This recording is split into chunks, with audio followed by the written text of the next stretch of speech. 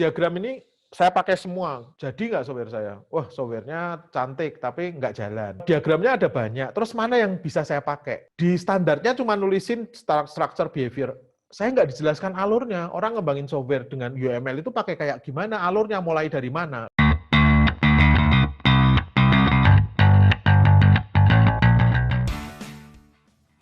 Serial software engineering ini diskusi yang kedua ya Bapak Ibu sekalian ya. Setelah diskusi pertama kita belajar tentang 10 mitos. Bapak Ibu sekalian sudah tahu bahwa ternyata ada banyak masalah loh dalam software engineering yang selama ini kita pahami bahwa itu benar, tapi sebenarnya enggak gitu ya. Yang kedua ini kita akan konsentrasi membahas tentang kalau bahasanya Roger Preissman, proses. Kalau bahasanya Alan Dennis, analisis dan desain. Tapi kalau Roger Preissman, Ian Sommerville itu nyebutnya software engineering process gitu ya. Jadi proses di software engineering.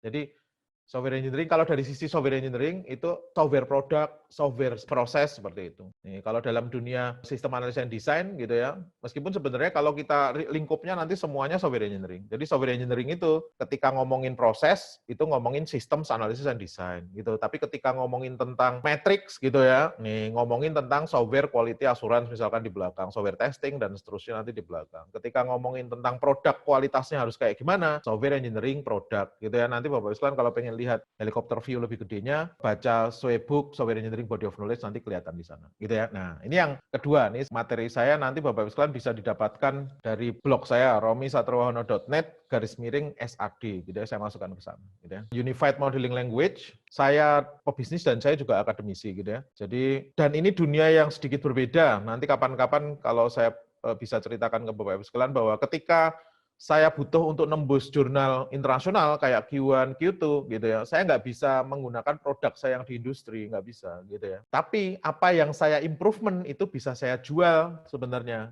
ke industri gitu. Tapi nggak langsung bahwa iklan butuh waktu gitu ya. Ini oke, nanti bisa di-download dari lecturers di sana ada, lectures di sana ada. Rekaman saya masukkan ke YouTube saya, Romi Satriwahono, nanti dicek di sana. Ini kemungkinan rekaman-rekaman yang saya buat nanti saya masukkan ke sana, mumpung banyak di rumah ini Bapak Ibu sekalian. Selama ini nggak sempat kopen blog saya gitu ya, YouTube saya.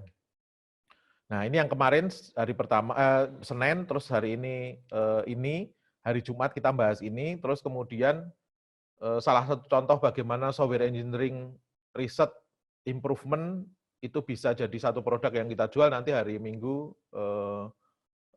Integrated Multidimensional Enterprise Architecture itu hari Minggu kita bahas gitu ya. Nah, pagi ini kita bahas yang paling penting 2 dan 3. Cuman saya recap yang kemarin kita bahas di 1 gitu ya. Sistem planning saya recap, terus kemudian 2 mulai masuk. Analisis dan desain. Unified Model Language itu bahasa untuk analisis dan perancangan, Mbak Uslan. Bahasa untuk analisis dan perancangan gitu ya. Meskipun nanti mimpinya dulu sebenarnya nggak hanya untuk itu, tapi kenyataannya memang analisis dan perancangan. Ini saya jelaskan dulu yang pertama tentang sistem planning. Ini kemarin sudah kita pelajari bersama, sudah saya ceritakan ke Bapak Ibu sekalian. Orang bangun software itu kayak gimana toh? Ada orang kalau kita dalam satu organisasi gitu ya, kayaknya kalau saya dibuatin software kayak gini, jualan saya jadi meningkat deh. Nah, itu di bukunya Alan Dennis ditulis gitu ya, dia buatkan tokoh fiktif, divisi marketing itu pengen mulai jualan lewat internet, karena apa? Di gerai nggak bisa lagi lewat gerai-gerai di mall karena sewanya lebih mahal gitu ya. Makanya ada ide, twing gitu ya, keluar bola lampu gitu ya, oh saya kayaknya jualan lewat internet nih. Nah, saya butuh sistem untuk jualan lewat internet. Nah, itu yang dikatakan bukunya Alan Dennis, Bapak Ibu sekalian.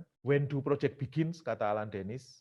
When someone sees an opportunity to create business value. Ketika ada satu orang yang melihat bahwa ini kayaknya kalau saya jualan, saya pakai IT kayaknya bagus nih, bagus dalam arti ada benefitnya untuk saya. Nah, orang itu membuat sistem request ini, gitu kan?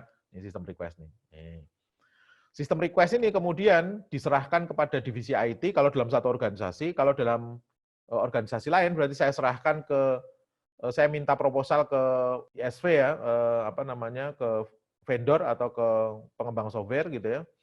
Nanti pengembang software-nya itu harusnya melakukan feasibility analysis gitu ya. Ini sebenarnya layak enggak ini kita bangun? Ini bagus enggak? Kalau ini saya tambahin, saya ajak diskusi dia gitu ya Bapak sekalian ya. Kalau divisi IT ngecek apakah ini layak kita kembangkan atau enggak, pakai yang kemarin technical feasibility, economic sama organisasi. Nah, sampai deliverables-nya sistem proposal. Ini fase ini disebut planning gitu kan. Begitu sistem proposal, customer kita ngelihat kalau beda perusahaan atau divisi IT ngelihat bahwa oh ini kayaknya sudah oke, saya lapor ke bos saya juga sudah approve, gitu ya. Atau kalau perusahaan lain berarti dia sudah mengeluarkan DP ke saya, gitu ya. Down payment-nya sudah dikeluarkan, berarti saya lanjut ke fase analisis dan desain.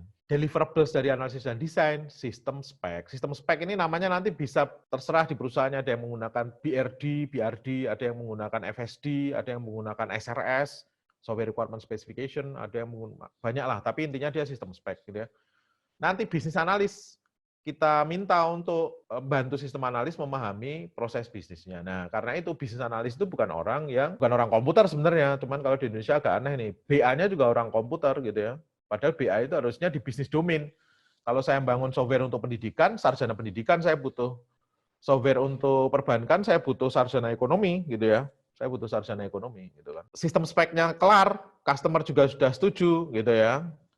Saya serahkan ke programmer untuk construction gitu kan. Terus setelah itu dites, terus kemudian diuji. Pengujian aja ada 4, unit testing, integration, system sama user acceptance test.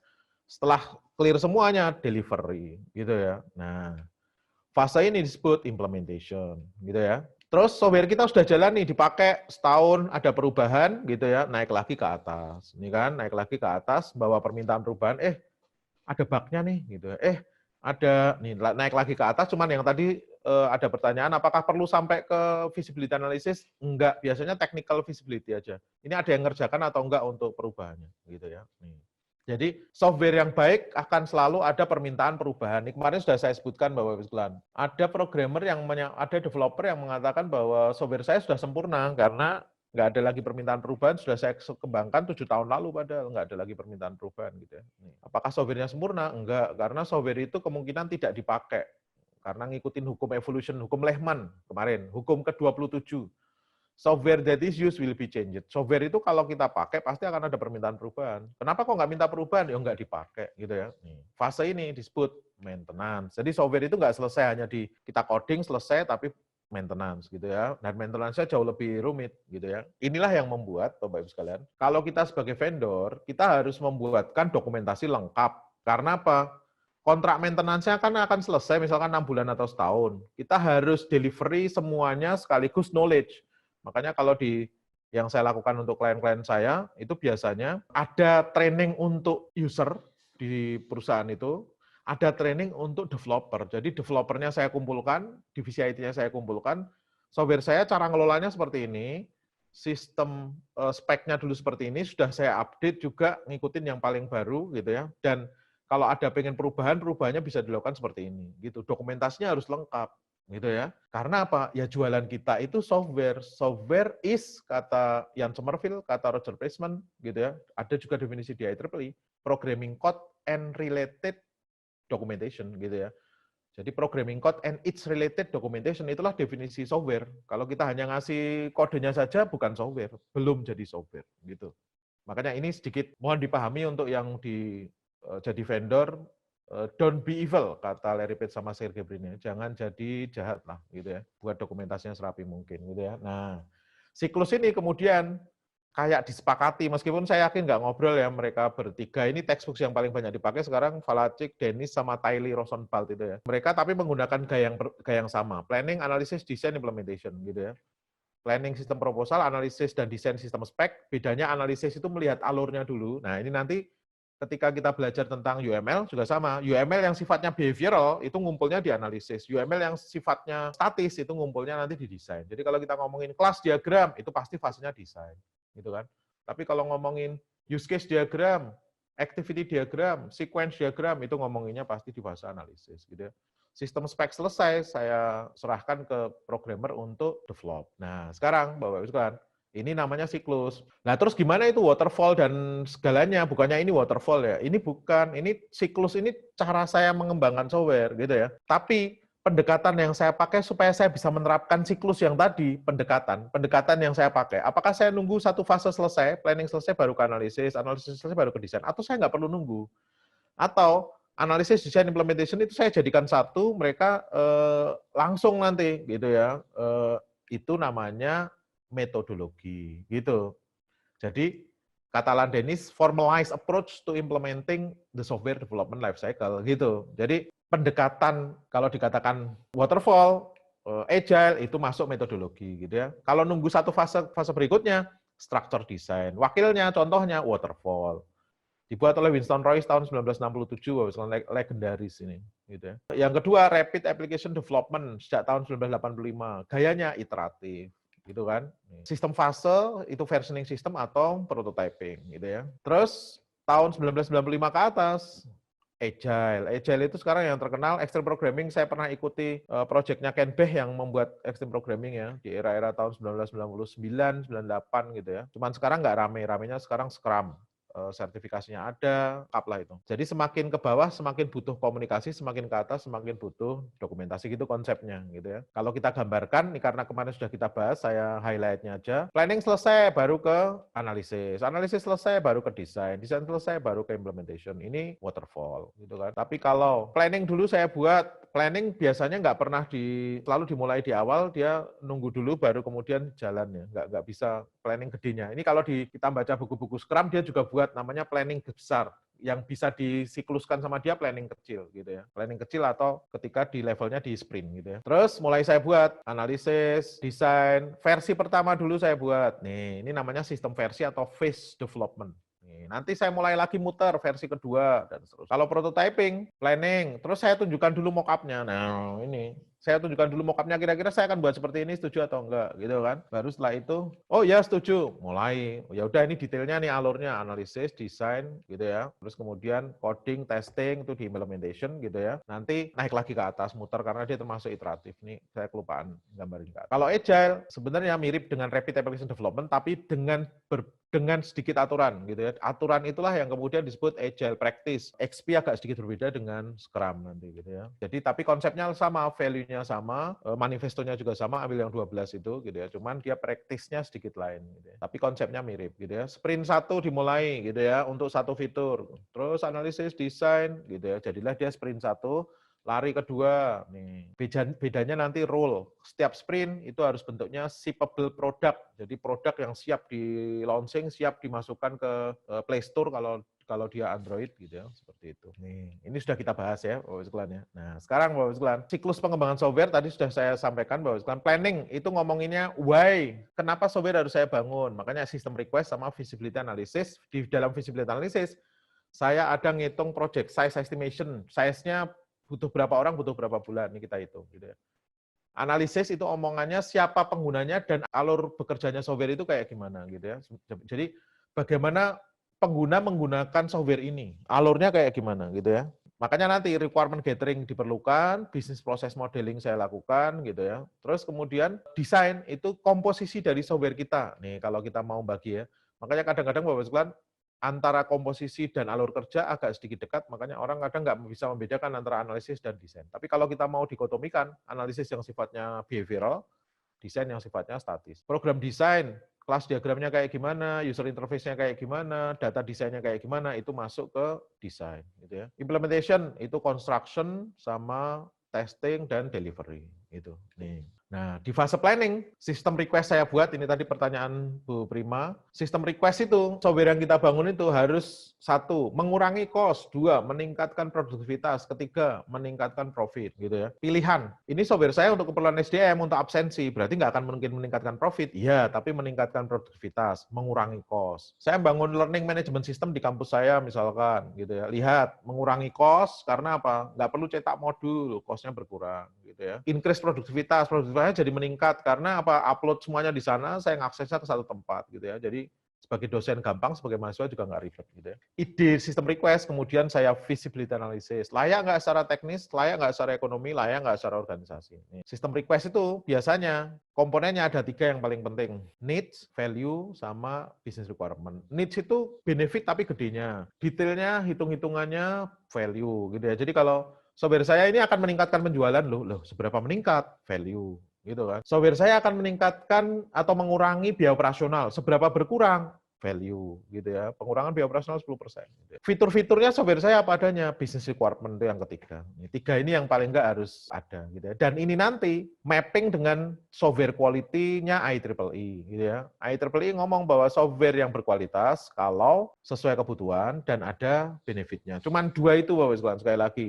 Tidak pernah definisi berubah. 1991 IEEE mendefinisikan software quality sampai sekarang masih dipakai gitu ya. Software yang berkualitas bukan karena teknologinya, bukan karena codingnya pakai OOP, bukan karena framework yang baru, bukan gitu ya, tapi bermanfaat sesuai kebutuhan, ada benefitnya. Nah, sesuai kebutuhan ini, business requirement tadi yang nomor 3. Ada kebutuhan ini, business value sama business needs itu ada keuntungan, ada keuntungan ya. Nah, sistem request saya buat Margaret Mooney. Nih ya, anak buahnya yang punya ide disampaikan ke Margaret Mooney, kita akan buat sistem kita sebaiknya buat sistem untuk jualan lewat internet gitu ya. Lihat nih Bapak Ibu sekalian. Loh, Margaret Mooney itu VP marketing loh, bukan VP IT. Iya, karena apa? KPI dari jualan itu adanya di marketing, bukan di IT. Kesalahan di Indonesia, di root atau menteri atau whatever apapun yang paling di atas, dia ngomong, divisi IT pikirkan software apa yang sebaiknya kita bangun. Salah, software IT bukan tugasnya. Software IT ngumpulin orang untuk requirement gathering, oke, gitu ya. Bapak Ibu sekalian butuh software apa? Nanti kita visibility analysis, kita kembangkan, gitu kan. Bukan divisi IT yang disuruh mikir, karena apa? Divisi IT nggak punya KPI berhubungan dengan TU, punya KPI absensi yang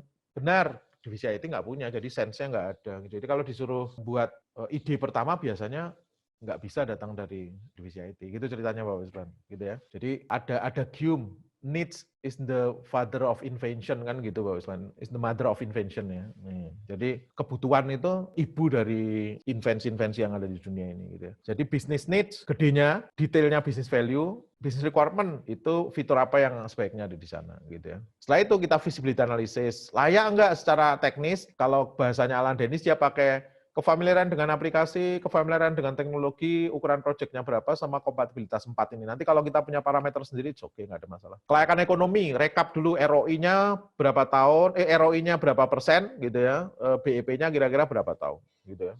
Nanti dari sana detailkan. Saya bangun software nih Pak, sudah saya susun. Kok minus terus ya? Sampai tahun keberapa Mas? Sampai tahun ke-5 minus terus, nggak usah dibuat software. Gitu ya. Butuh biayanya berapa Mas untuk bangun itu? Ini total sudah saya hitung Pak, 1 miliar gitu ya. Tapi dia baru BEP nanti baru BEP tahun ke-10 gitu ya. Kalau saya yang CEO, Bapak Wisman, apa yang saya lakukan? 1 miliarnya tak simpen di bank aja, saya depositokan gitu ya. Itu sudah pasti ROI bunganya kan keluar gitu kan Bapak Wisman. Daripada saya buatkan sistem yang akan lama ini BEP-nya gitu. Makanya patokan ROI ini nanti kita bandingkan dengan bunga bank, Bapak Wisman. Kita akan bangun sistem Pak di perusahaan kita, oke, biayanya berapa Mas? 1 miliar gitu. ROI-nya berapa ya Mas ya kira-kira ya? Setelah 3 tahun. Oh, kita akan dapat ROI gede Pak, 7% gitu kan. Bunga bank juga 7%, nggak usah bikin sistem deh Mas, kalian kerjanya manual aja. Gitu Bapak Wisman. Nah, ini contoh beberapa standar yang saya pakai di beberapa organisasi yang saya bantu, Bapak Wisman. Saya pakai standar kayak gini. Jadi supaya cepat untuk mendeskripsikan need sama value supaya cepat, saya langsung rangkumkan aja, kita minta mereka jawab pakai skala Likert saya 1 sampai 4 gitu ya. Business needs itu saya rangkumkan jadi 4. Aplikasi yang dikembangkan apakah nantinya akan mampu meningkatkan pendapatan perusahaan? Oh, ini berhubungan dengan penjualan kita. Iya. Mampu mengurangi biaya operasional? Iya, misalkan. Atau enggak ada urusannya dengan biaya operasional. Mampu meningkatkan produktivitas? Enggak juga sih, hanya meningkatkan penjualan aja. Oke, berarti sangat setuju di sini. Nanti yang lainnya kita buat tidak setuju. Mampu meningkatkan nilai tambah perusahaan? Iya, kita jadi terkenal jadi perusahaan revolusi industri keempat bla bla bla. Ini sangat setuju, gitu kan. Nanti dari sini meningkatkan pendapatan perusahaan ya Mas ya tadi. Iya, kira-kira berapa Mas meningkatnya? Hitung di bawah. Itu. Ini namanya sistem request. Terus kemudian business requirement. Daripada nulis Bapak sekalian kayak gini, kita ajarkan usernya buat use case diagram. Ini saya terapkan. Jadi di FIF Bapak sekalian saya bantu juga di sana. Buat sistem request-nya juga mirip seperti ini. Di akhir tahun seluruh unit kerja dikumpulkan Bapak sekalian gitu ya. Yuk pengen bikin apa gitu ya. Disuruh bikin ini sekaligus diajarkan use case diagram. Begitu use case diagramnya selesai, kelar Bapak sekalian. Apa yang saya lakukan? Saya bisa ngitung man sama man-nya loh. Enaknya itu. Jadi business requirement kadang kita ganti langsung dengan use case diagram. Terus saya visibility analysis gitu ya, pakai centang-centang sama, kefamiliaran dengan aplikasi, penggunanya familiar nggak nanti gitu ya, pengembangnya familiar nggak dan seterusnya. Terakhir saya centang layak. Ini saya pakai Spark Enterprise Architect ya, Spark EA. Terus kita hitung, saya buatkan template-nya juga. Kalau 51 berarti kalau dikerjakan biasa tanpa lembur kira-kira berapa, kalau pakai lembur kira-kira berapa, Sabtu masuk kira-kira jadi berapa, dan ini yang kemarin sudah kita lakukan. Gitu ya. Nah, sekarang Bapak Sekalian, kita masuk ke sistem analisis. Jadi ceritanya gini Bapak Sekalian, analisis dan desain itu nanti seluruh yang kita lakukan di dalam proses analisis dan desain itu pengumpulan requirement namanya Bapak Sekalian. Nih, atau requirement gathering. Kalau orang service software engineering nggak suka nyebut requirement gathering, tapi requirement elicitation, gitu istilahnya.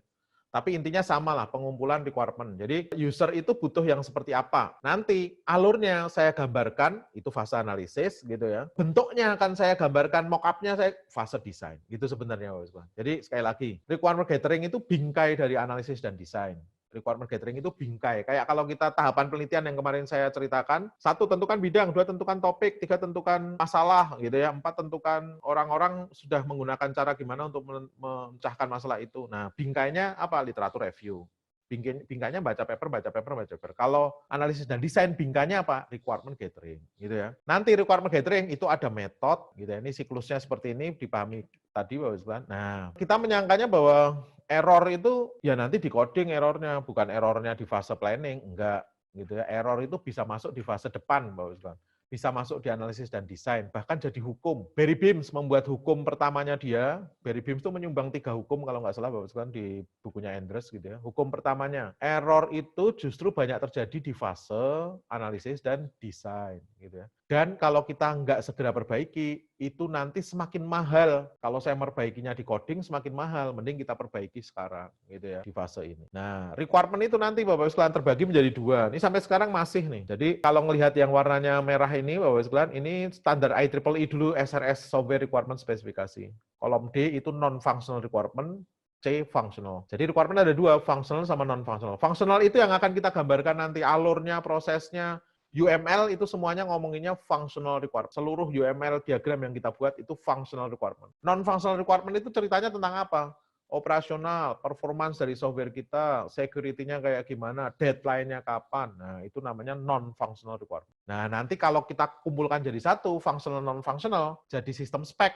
Contohnya, template-nya kayak gini. Sistem planning mau kayak gimana, sistem desain, functional ada, non-functional ada, implementasi, dan seterusnya. Nanti kayak gini. Functional requirement, sekali lagi, seluruh diagram yang kita buat, use case diagram, activity, sequence, kalau pakai UML ya, itu semuanya functional requirement. Gitu. Non-functional, operational, performance, security, cultural, political, deadline, misalkan gitu ya. Ini misalkan contoh, bikin aplikasi untuk jaringan dokumentasi informasi hukum. Gitu ya. Harus bisa digunakan oleh semua perangkat lunak, gitu ya, semua platform misalkan. Sistem layanan tingkat ketersediaannya 99%, nggak boleh down, nggak boleh ini. Harus go live sebelum tanggal 25 deadline.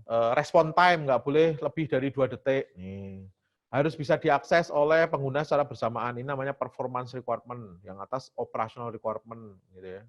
Ada lagi security requirement. Seluruh data harus di-backup setiap 24 jam dan seterusnya nih kayak gitu. Ini non-functional. Nah, sekarang Bapak sekalian, caranya gimana saya bisa dapatkan requirement itu gitu ya. Cara requirement gathering itu kayak gimana? Pertama, project saya sudah goal nih. Saya oke jalan gitu ya. Planningnya sudah selesai, proposalnya disetujui. Oke, saya mau jalan. Apa yang saya lakukan? Saya minta dokumennya. Sistem kita itu kan ada banyak alur ya. Saya bisa nggak dikasih dokumen dari yang berhubungan dengan sistem saya, peraturan-peraturan, regulasi yang berhubungan dengan sistem yang akan kita bangun. Ini yang saya minta. Jadi sistem analis saya ketika bekerja, saya minta dia untuk minta dokumen dulu, baru minta dokumen, saya punya pemahaman yang luas, tapi tidak dalam. Untuk memperdalamnya, saya pakai interview atau JAD, Joint Application Design. Nanti setelah ini saya ceritakan, Bapak Usman. Yang questionnaire sama observation hampir nggak pernah saya lakukan untuk requirement gathering, kecuali nanti untuk user acceptance test, itu kita pakai questionnaire benar. Tapi kalau untuk requirement gathering, hampir nggak kepake. Yang kepake 1, 2, dan 3 aja. Meskipun teorinya ada. Ini kalau kita ambil bidang, sub-bidang software engineering yang namanya requirement engineering, dulu bidang saya Bapak Ibu requirement engineering, itu ini harus fasih Bapak Ibu gitu ya. Dokumen analisis itu kayak gimana toh gitu ya. Nih. Jadi form, report, policy manual itu semuanya harus saya kumpulkan. Sebelum saya datang ke klien, saya minta dulu gitu ya. Setelah saya minta Bapak Ibu, saya dapat pengetahuan yang luas tapi nggak dalam. Makanya nanti kalau saya komparasi kayak gini. Saya loncat dulu ke belakang. Dokumen analisis, breadth of information-nya tinggi, tapi kedalaman informasinya rendah gitu ya. Jadi saya punya pemahaman yang luas tapi nggak dalam nih. Nah, untuk memperdalamnya pakai apa? Interview atau joint application design. Interview itu kayak gimana? Ya saya hubungi PIC-nya, siapa yang dapat tugas, saya interview gitu ya.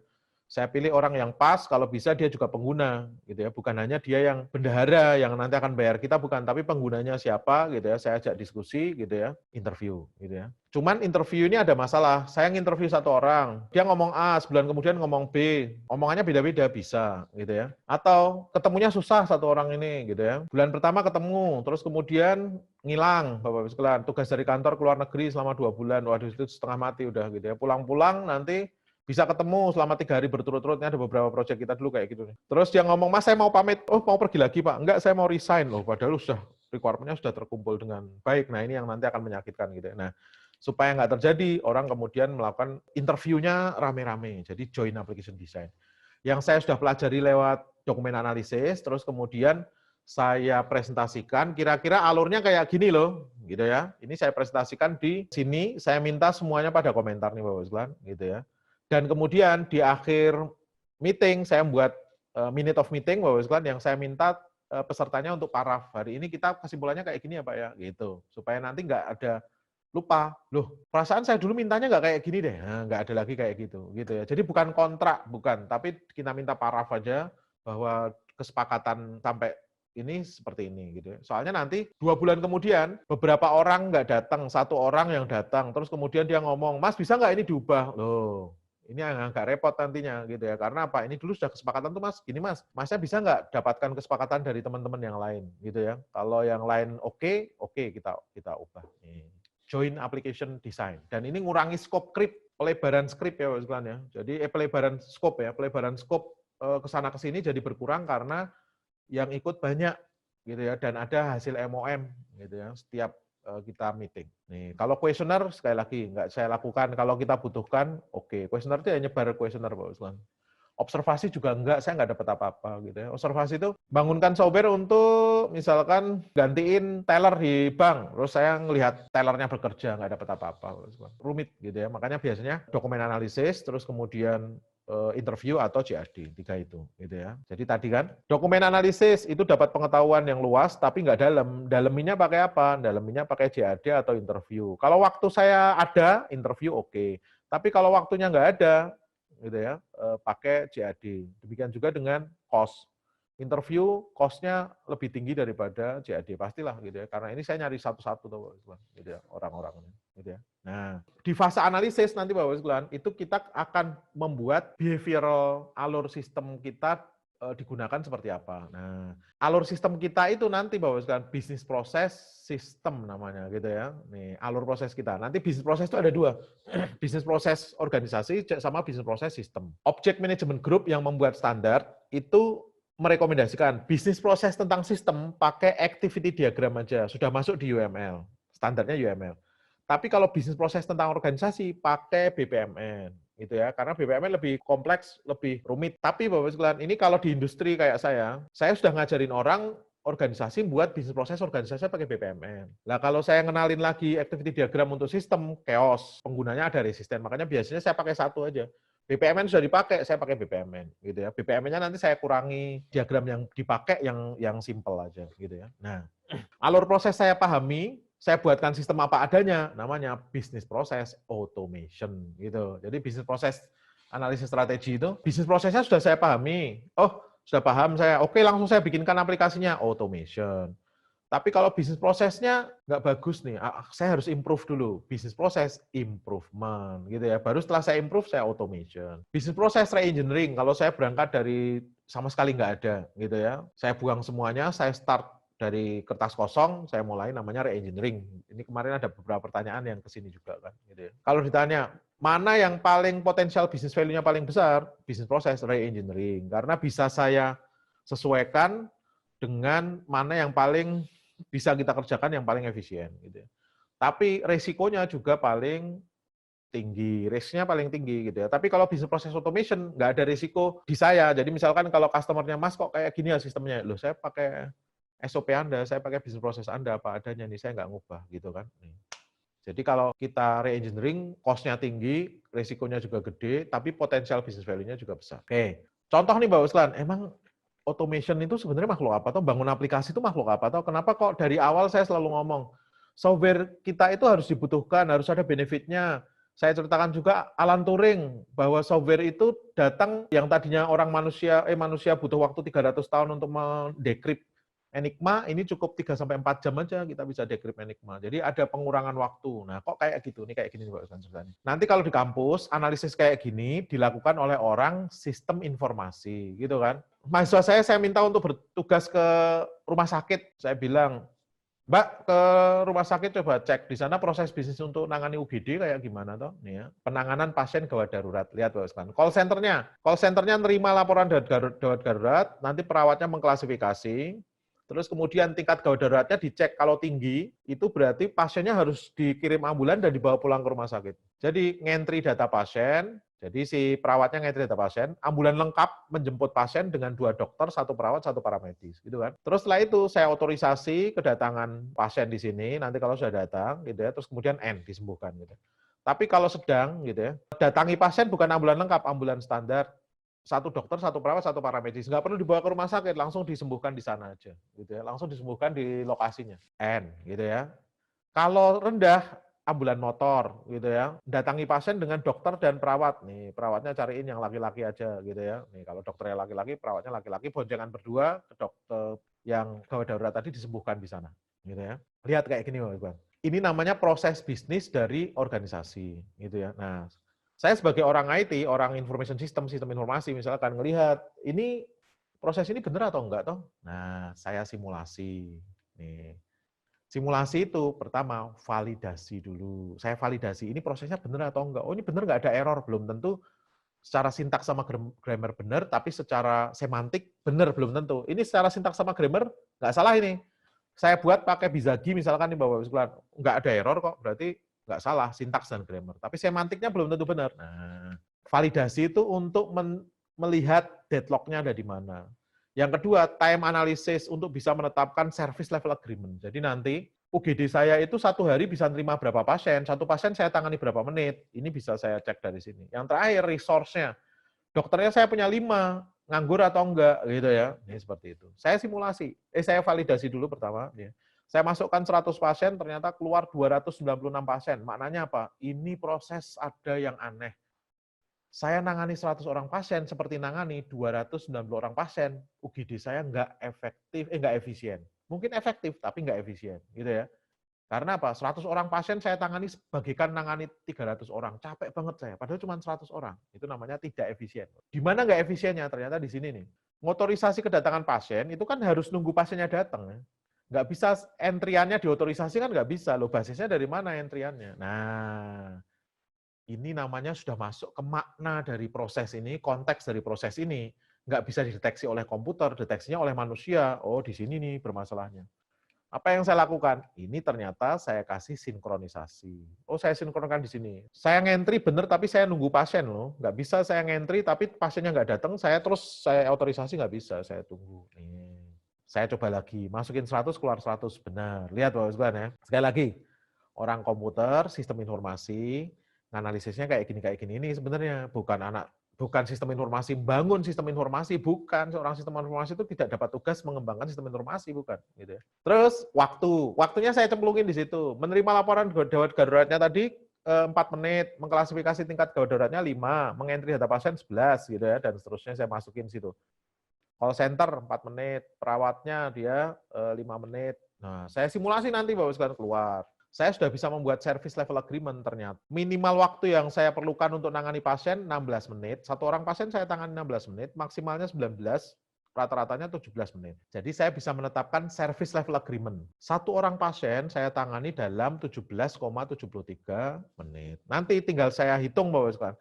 Kalau saya hitungannya 24 jam bisa nangani berapa pasien sih, tinggal dibagi aja di situ. Nanti ketahuan. Gitu ya, Bapak sekalian. Jadi SLA-nya bisa saya. Nah, terus saya analisis sumber daya manusianya. Call center-nya ternyata ada 2, perawatnya 2, ambulan lengkapnya 4, ambulan standarnya 2. Saya simulasi lagi. Nih, saya masukkan orang-orangnya. Nih, ini 2 orang saya masukkan gitu ya. Saya simulasi, lihat Bapak. Saya bisa tahu utilisasi. Ternyata perawatnya bengok-bengok nih Bapak sekalian. Lihat nih, perawat sama paramedisnya stres nih karena apa? overutilisasi, 99%. Dokternya 50%. Lihat, supirnya makan gaji buta 33%. Ambulan standar nggak dipakai, ambulan motor banyak nggak dipakai, utilisasinya hanya 33%, 17%. Ini namanya underutilization. Perawat, para medis overutilization. Jadi saya bisa tahu mana yang teriak-teriak, mana yang nganggur, longgar gitu ya. Saya bisa tahu nih Bapak. Nih. Jadi saya nanti bisa membuat kebijakan. Kira-kira ini perlu saya tambahin orang atau kayak gimana. Yang pasti perawatnya saya tambahin gitu ya. Call center-nya saya uji coba, saya kurangi 1, kok masih nganggur gitu ya. Berarti nanti didobel aja beberapa pekerjaan gitu ya. Misalkan mengentri data pasien nggak lagi perawat tapi naikin ke call center. Itu nanti Bapak, pembagian tugas. Kita bisa sampai ke analisis biaya, saya cemplungin gitu ya, nanti keluar. Oh, 1 hari itu butuh sekitar berapa US dollar gitu istilahnya. 2 US dollar per penanganan, 1 harinya 100 orang, berarti 200 US dollar per hari misalkan, dan seterusnya. Nanti bisa kita masukkan. Nah, pertanyaannya, orang komputernya ada di mana nih gitu ya. Saya tadi nganalisis UGD, terus ngapain? Nah, lihat kan. Saya sebagai orang komputer akan bangun sistem cerdas yang membantu perawat mengotomatisasi klasifikasi tingkat gawat darurat. Loh, kok itu yang saya pilih? Lihat tuh, ini makanya orang IS tugasnya akan kayak gini. Dari yang tadi kita sudah, lihat tuh, kita pikirkan mana yang bisa saya buatkan aplikasinya, saya automate mana? 1, menerima laporan gawat darurat itu bisa nggak? Nggak bisa, karena apa? Orang kecelakaan, nelpon rumah sakit, yang terima mesin, tambah sakit, gitu ya. Harus diterima manusia ditenangkan gitu kan. Yang terima mesin tambah sakit. Tapi mengklasifikasi tingkat gawat darurat itu agak rumit karena apa? Perawatnya lagi ngurusi UGD, dia lagi stres juga, ini disuruh mikir kira-kira yang mana nih, masuk yang tinggi, sedang atau rendah. Nah, mending seluruh data yang ada di rumah sakit, mining pakai data mining, buatkan polanya cemplungin ke sistem ini. Loh, gitu nanti Bapak Ustaz. Dengan itu nanti tinggal ngentri aja perawatnya gitu ya. Oh, gejalanya oh ini. Oh, berarti dia masuknya ke tingkat gawat daruratnya yang mana gitu ya. Nah, sebelumnya butuh waktu 5 menit. Kan ini kan kita simulasi 5 menit nih Bapak Sekalian. Kalau 5 menit untuk mengklasifikasi, nangani 1 pasien 17 menit. Karena saya buat sistem, nih sistemnya bisa 1 menit sekarang. SLA saya berubah 8 menit. Nih Bapak Sekalian. Jadi sistem ini benefitnya ada loh gitu. Ini baru risetnya di sini Bapak Sekalian. Saya bangun sistem informasi rumah sakit itu Bapak Sekalian dalam artian di akhirnya di pembahasan harus kita masukkan bahwa tadinya 5 menit dengan sistem saya jadi 1 menit. Tadinya 1 pasien ditangani 16 menit, 17 menit. Sekarang dengan sistem saya 8 menit. Itu dia yang kita propose di terakhir itu gitu. Jadi nanti pertanyaan penelitiannya atau orang Indonesia nyebut rumusan masalah itu bukan bagaimana cara mengembangkan, bukan. Bagaimana peningkatan SLA dari rumah sakit apabila software saya digunakan. Oh. Bagaimana peningkatan efisiensi dari penanganan 1 pasien. Loh, seperti itu nanti bahasanya, bukan di depan di setnya bagaimana cara mengembangkan, bagaimana cara mengintegrasikan, enggak. Dosen mengatakan, research question itu bisa how much, how does, what, where, but not how to, kata dia. Enggak boleh bagaimana cara. Tantangan di requirement gathering, kemarin sudah saya bahas beberapa, Bosman. Usernya hari ini minta kayak gini, Bosman. Minta kayak gini. Yang pakai ERMI ya, Pak ya, kotak kacamata kayak gini pakai ERMI, saya buatkan Bapak. Terus kemudian, nah ini keren ini Mas, ini baru saya seneng ini gitu ya. Tapi loh lihat Bapak, itu namanya yes but syndrome gitu ya. Tapi bisa nggak Mas agak cerah sedikit gitu ya. Nanti Bapak ini wow this is cool, so cool, but nih gitu ya. Jadi ini sudah keren nih, tapi gitu ya. Nah nanti ini never ending story kalau nggak kita batas-batasi nanti Bapak gitu ya. Nanti kita pakai argumentasi, mereka puas, kita juga nyaman gitu ya. Tapi nggak terus berubah-ubah terus gitu ya. Requirement engineering menggunakan istilah the rock problem untuk mengatasi untuk buat yes but ini. Jadi klien pengen batu gitu ya, kita buatkan batu. Nanti Mas batunya kok kasar, saya pengen halus, saya haluskan. Mas kok kecil ya, gedein gitu ya.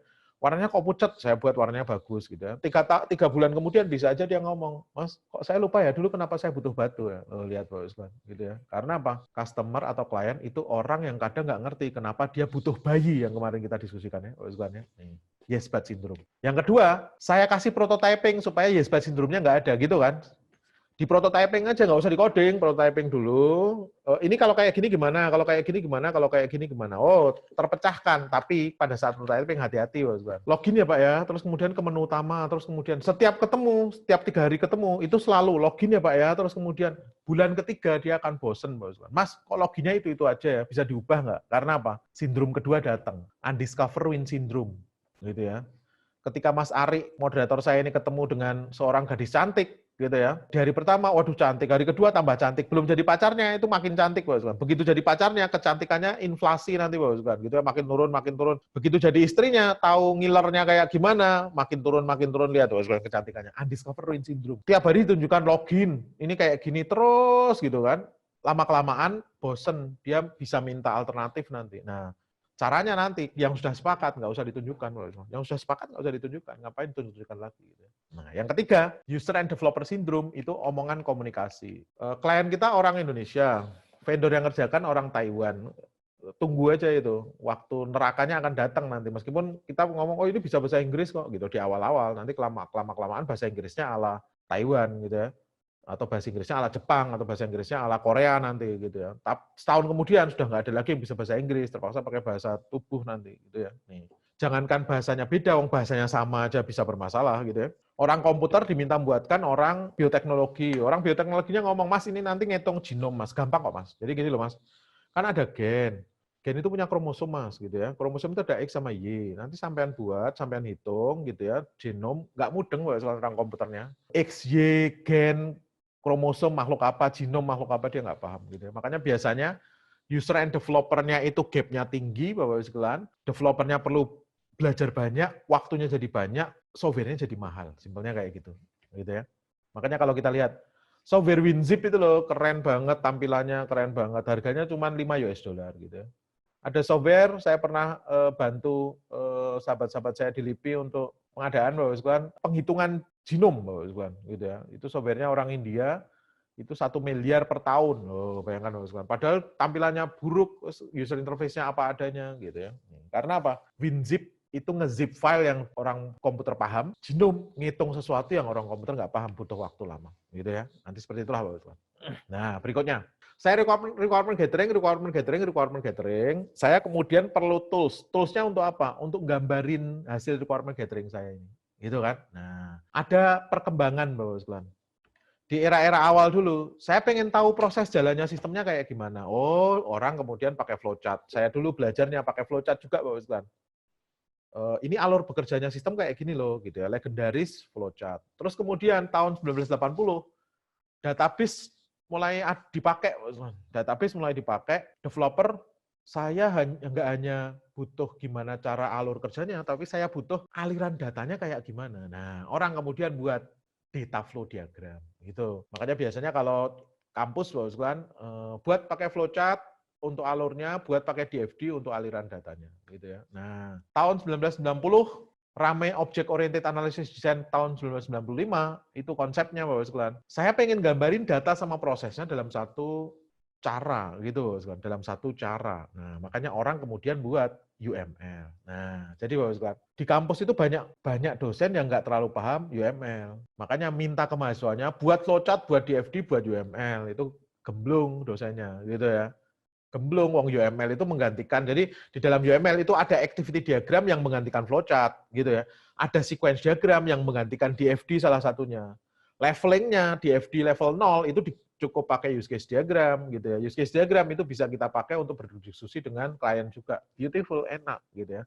Tapi kalau disuruh gambarin semua, mahasiswanya stres, gitu kan. Nanti kalau mahasiswanya, Pak, saya nggak ini, nggak saya lulus kan kalau kamu nggak gambarin. UML. Jadi ceritanya, kan mimpinya UML itu, saya pengen jadikan UML itu bahasa pemrograman, bukan bahasa pemrograman, bahasa pemodelan, gitu ya, untuk seluruh pemrosesan di development life cycle. Itu saya baca pertama kali di bukunya James Rambok, Ivar Jacobson, gitu ya, sama dia, Grady Butch. Dia selalu ngomong bahwa ini akan jadi bahasa untuk semua dalam proses development life cycle, gitu ya. Tapi ternyata enggak, karena apa? Fase planning itu sudah ada visibility analysis kayak tadi itu ya nggak bisa pakai UML gitu kan, fase planning nggak akan bisa gitu kan, implementation yang coding juga nggak akan bisa gitu kan, makanya ini wilayahnya lain, makanya UML tetap akan dipakai tapi bukan all processes in development life cycle, tapi di proses analisis dan desain gitu ya. Saya pengen UML dijadikan alat komunikasi untuk tim, bisa. Untuk user atau stakeholder bisa. Kita bisa pakai use case sama activity diagram atau BPM-nya untuk ke stakeholder. Gitu ya. Nah, sejarahnya seperti ini. Jadi 1990, perang metodologi. Saya masuk kampus 1994 berarti gitu ya. 1995 saya semester 1 karena ada perajabatan sama sekolah bahasa ya, ya. Nah, 1995 itu perangnya makin rame ya, gitu ya. Jadi buku-bukunya banyak. Buku-buku bukan lagi tentang sistem analisis and design bukan, tapi object oriented analysis and design gitu ceritanya. Jadi kalau sistem analisis and design orang sudah pakai flowchart, orang sudah pakai DFD. Nah, orang perang gimana cara menggambarkan mendesain basisnya OOP gitu ya. Code Jordan membuat buku, Ivar Jacobson buat buku, Grady Booth buat buku gitu ya. James Rambok buat buku. Sampai kemudian terpecah-pecah, kan. Amerika Eropa itu lebih senang buatannya Grady Booth, simple soalnya dia gambarnya juga nyaman. Ivar Jacobson itu punya object modeling teknik, saya beli bukunya warnanya coklat tuh kan gitu ya. Itu kuat jelasin tentang alur cara bekerja, cara mendeskripsikan kelas kayak gimana, orang Jepang seneng gitu ya. Makanya OMT itu disenangi Jepang. Tapi Butch Method disenangi Amerika Eropa pada masa itu. Gitu ya. James Rambok itu dia ngomong, saya sebenarnya nggak tertarik ngurusi yang belakang, saya tertarik ngurusi di depan. Makanya James Rambok ini berkontribusi ke use case diagram. Jadi Ivar Jacobson ya misalnya. James Rambok buat OMT, Grady Booth buat Butch Method, Ivar Jacobson itu membuat use case diagram itu yang legendaris itu Ivar Jacobson itu, gitu ya. Nah, fase penyatuan. Jadi akhirnya 3 orang ini rembukan, Bapak. Ini arisan 3 orang ini jagoan kita ini. Terus kemudian, yuk kita jangan menyusahkan orang, kita meunifikasi ide kita yuk, gitu ya. Lahirlah UML 1.097. Saya mau mulai belajar ini, Bapak. Saya mulai belajar. Teman-teman saya masih di Jepang itu sulit berubah, Bapak. Jadi kalau sudah pakai flowchart sama DFD, ya pakai itu terus, gitu ya. 97 saya belajar, 98 saya sudah part-time di berbagai tempat ngajar UML gitu dengan berbagai kesalahan-kesalahan yang saya buat gitu ya. Tapi karena orang Jepang nggak tahu ya bisa ditipu kan gitu ya sebenarnya. Wah, Romi nih, sampai saya ngajar di kampus saya gitu ya. Profesor saya pokoknya kalau sudah tentang software engineering proses itu saya yang ngajar. Rom, kamu aja yang ngajar gitu ya. Kamu yang paling ngerti gitu ya tentang proses. Kamu yang punya pengalaman industri, partaimu juga ke sana ke sini. Padahal saya salah di mana-mana. Akhirnya mature di tahun 2001. Makanya kalau dilihat di situ mulai fase standarisasi, industrialisasi itu fase standarisasi mulainya 98 benar. 2001 mulai masuk industri gitu ya. Nah, ini tentang sejarah UML. Nah, kemudian tools, Bos. 3 orang jagoan kita ini bapak-bapak saya ini, guru-guru saya ini, gitu ya. Saya sering kirim-kiriman email juga ke James Rambok. Saya dulu banyak pakai metodenya dia. Nanti kalau Bapak sekalian lihat paper saya tahun 99, object based formal specification, itu basis pola berpikirnya ngikutin James Rambok. Tools, 3 orang tadi membuat rational rules, Bapak sekalian namanya. Sayangnya 3 orang ini doktor semua, PhD semua, sibuk carpe diewe gitu ya, buat buku, presentasi, akhirnya perusahaannya nggak diurusi. Tahun 2003, Rational Rose dibeli oleh IBM. Makanya sekarang namanya IBM Rational Rose. Rational Rose itu di Jepang yang membeli pertama kali lab saya, Bos. Mahal banget dulu. Mahal banget. Profesor saya sih sampai ngomong, kita memang harus beli ya, Rom. Ya, kalau nggak pengen tahu, nggak apa-apa, Prof. Gitu ya. Tapi kalau pengen tahu, kita beli. Gitu ya. Padahal saya pengen pakai aja waktu itu, Bos. Gitu. Akhirnya dibelikan. Berkembang kemudian, visual paradigm. Ini semua kemudian kita sebut case tools, computer aided software engineering tools. Gitu ya. Kalau pengen gambarnya doang, Microsoft Visio juga oke, gitu ya. Star UML sekarang sayangnya nggak aktif lagi nih, open source itu sebenarnya. Spark nggak open source, tapi ini relatifnya win-win solution, Bapak Sekalian. Jadi investasi kita nggak terlalu mahal, kita bisa pakai project, menyatu jadi satu sistem speknya. Saya buat mock-up-nya bisa di situ, desain data juga di situ, UML-nya juga di situ. Gitu. Kalau kita lihat dari kuadran Gartner seperti kemarin, dia lokasinya di sini nih. Jadi relatif meskipun nggak lengkap karena dia expandable tapi gampang dieksekut gitu ya. Nah, UML itu Bapak sekalian nanti terbagi menjadi diagram yang banyak seperti ini Bapak sekalian, hampir 13 diagram. Jadi ada yang basisnya behavioral, itu biasanya hard dianalisis, fase analisis biasa dipakai. Ada yang di structure diagram, itu yang class, object, package segala macam gitu ya. Nah, sekarang Bapak sekalian, 14 diagram ini saya pakai semua. Jadi nggak software saya? Wah, softwarenya cantik, tapi nggak jalan gitu ya. Karena apa? Ya kita sibuk gambar, bukan sibuk buat gitu kan. Nih, makanya orang gelisah Pak. Diagramnya ada banyak. Terus mana yang bisa saya pakai? Oh, gitu Pak. Gitu ya. Itu pertanyaan kedua. Pertanyaan pertama, di standarnya cuma nulisin structure behavior. Saya nggak dijelaskan alurnya. Orang ngembangin software dengan UML itu pakai kayak gimana? Alurnya mulai dari mana? Loh, lihat Pak. UML itu standar pemodelan, bukan standar atau metodologi untuk pengembangan software. Benar, Pak Ustaz. Makanya orang nyari, kalau saya mau pakai UML, itu startnya dari mana atau mulainya? Di sini kan juga nggak jelas nih, Pak Ustaz. Lihat. Ditulis analisis itu bisa banyak. Nah, nanti kita lihat selain. Jadi PR-nya ada 2. Kalau kita baca-baca paper-paper jurnal juga sama. UML itu saya startnya dari mana, mulainya dari mana, prosesnya dari mana. Yang kedua, 14 diagram itu terlalu kompleks, gitu ya.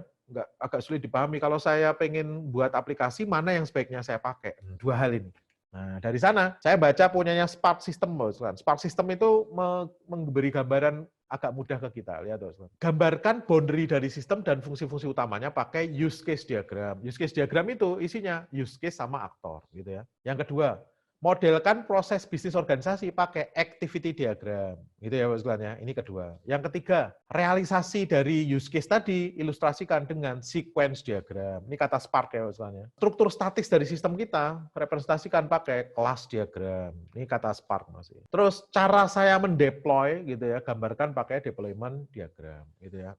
Saya nggak puas. Kalau kata Spark berarti kita hanya cukup buat use case diagram, activity, sequence, class, sama deployment, gitu ya. Saya cari lagi bukunya Kenneth Kendall, kalau pernah Bapak sekalian, ini diterjemahkan ke bahasa Indonesia juga, tapi versi yang lama ya. Apa namanya? Kenneth Kendall ngomong, Bapak sekalian, analis start with use case diagram. Ini kemudian jadi patokan, saya lihat di banyak paper dia mensitasi Kenneth Kendall ini, gitu ya. Jadi analis start with use case diagram. Ini nanti terbukti bahwa sekalian Alan Dennis itu buat 2 buku. Satu, Sistem Analysis and Design with UML, satu lagi Sistem Analysis and Design. Yang Sistem Analysis and Design dia pakai flowchart sama DFD, gitu ya. Tapi yang UML dia pakai use case, dia pakai UML, gitu ya. Nah, pertanyaannya, mulainya apakah langsung ke UML lengkap dan yang di sini mulainya langsung ke DFD sama flowchart? Enggak, ternyata semuanya mulainya dari use case diagram. Jadi yang di sebelah sana yang non UML pun sama si Alan Dennis dibuatnya pakai use case diagram. Makanya perkataan Kenneth Kendall benar, sistem analis start with use case diagram. Ini clear, berarti saya sudah yakin. Oh, berarti saya startnya pakai use case diagram. Yang kedua, setiap use case itu yang bundar, buat detailnya, karena satu use case itu satu proses ya, Bapak, satu proses bisnis. Proses bisnis gambarkannya pakai activity diagram, atau kalau di non-UML pakai flowchart tadi. Nah, lihat. Each use case may create one activity diagram. Setiap use case usahakan dibuat satu activity diagram. Sequence juga sama. Setiap use case buatkan satu sequence diagram. Sama-sama alur, tapi satu tujuannya untuk ke klien, ngomong ke klien. Jadi 1 dan 2, use case dan activity untuk ngomong ke klien. Tapi sequence untuk ngomong ke tim.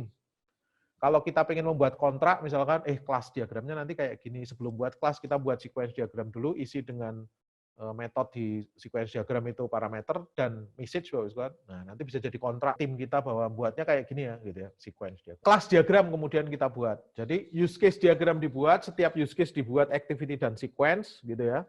Terus kemudian hubungan antar kelasnya kita lihat, kelas itu kita buat dari sequence diagram, kata Kenneth Kendall. Ini saya juga setuju nih, nanti kita lihat. Terus, nah, Kenneth Kendall sayangnya agak bermasalah di sini nih, Bapak.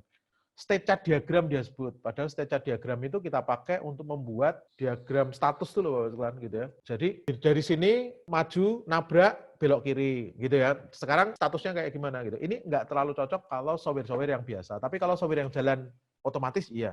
Saya buat software untuk robotnya saya buat use case diagram. Nggak cocok, Bapak. Karena robot ini kalau saya buat use case diagram, isinya cuma mematikan robot, menghidupkan robot, gitu.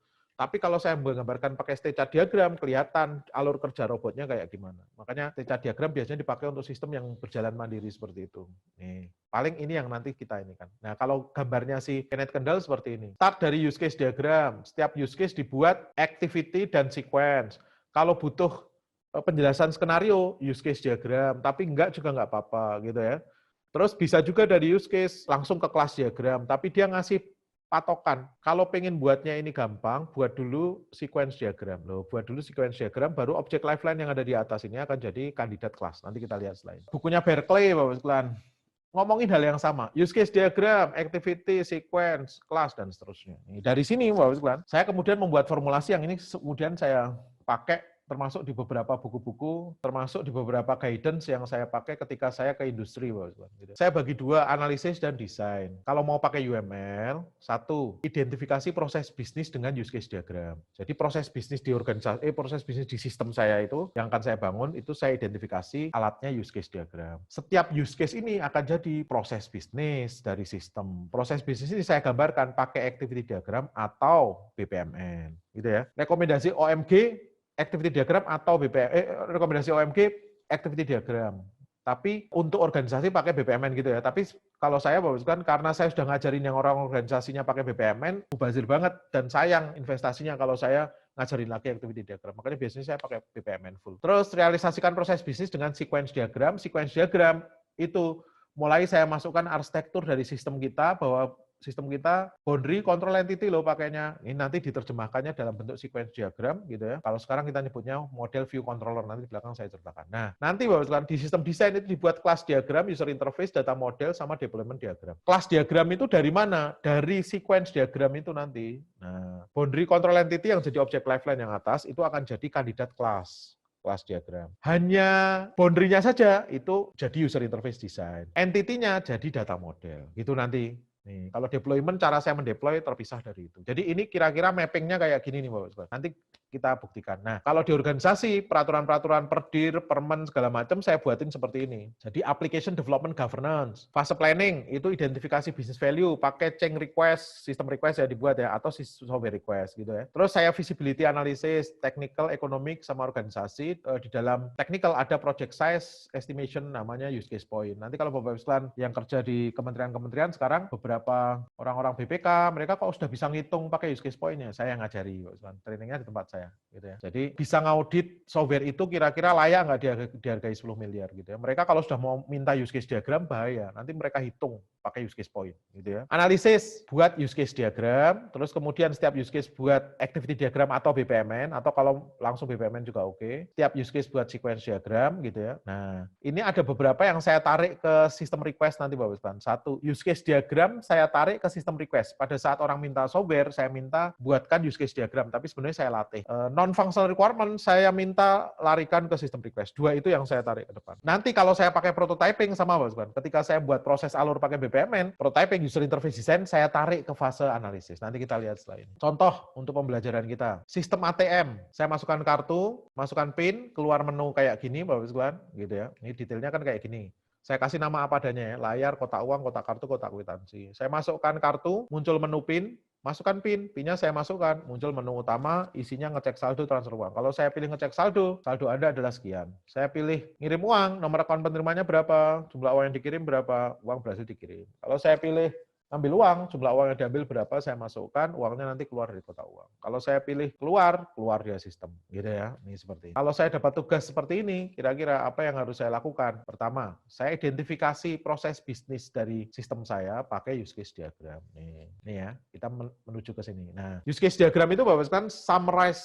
dari sistem kita. Single picture dari sistem kita, gitu ya. Isinya apa yang dilakukan oleh user di sistem, bukan isinya apa yang dilakukan oleh sistem. Ini banyak salah. Saya lihat skripsi-skripsi, ada yang pakai UML, banyak banget salah, gitu ya. Jadi disangkanya melakukan login, mengotorisasi login. Nih, mengotorisasi login itu bukan dilakukan oleh manusia, bukan oleh aktor, tapi oleh sistem. Itu nggak perlu masuk ke use case diagram. Jadi use case diagram itu apa yang dilakukan oleh aktor di sistem, bukan apa yang sistem lakukan. Nanti apa yang sistem lakukan masuknya ke setiap use case, dibuat activity diagram atau BPMN, masukin ke situ detailnya. Gitu ya. Nah, sintaksnya, aktor itu boleh manusia atau sistem lain yang berinteraksi dengan sistem kita. Use case apa yang dilakukan oleh aktor di sistem tadi, hubungannya asosiasi bisa, normalnya asosiasi, hubungannya sifatnya itu melakukan login, itu sudah termasuk di dalamnya memasukkan kartu dan PIN loh. Nah, itu bisa aja saya kasih nama melakukan login boleh, tapi kalau saya pecah jadi dua, memasukkan kartu dan memasukkan PIN, itu memasukkan PIN-nya itu pakai include, karena sifatnya memasukkan PIN itu sebenarnya bagian dari memasukkan kartu ini, gitu ya. Pakai include, wajib panahnya dari home-nya ke including use case-nya, gitu ya. Tapi kalau sifatnya opsional, gitu ya, melakukan transaksi, transaksi ini bisa pengambilan uang, bisa pengiriman uang, ini nanti Bapak Ibu sekalian pakainya extend, gitu ya, karena opsional, panahnya dari extended-nya ke home-nya, nanti tak tunjukkan setelah ini. Use case, itu apa yang dilakukan aktor di sistem, wording-nya itu pakai verb non-frase, jadi kita bisa baca use case diagram kita itu pakai subjek, predikat, objek nanti gitu ya. Harus bisa dibaca. Boundary itu nama sistem kita, scope sistem kita. Aktor bisa manusia atau sistem lain yang berinteraksi dengan sistem kita, gitu ya. Ini oke. Asosiasi tadi bisa asosiasi biasa. Extend itu nggak wajib sifatnya. Bahwa sekarang nanti saya berikan contoh gitu ya.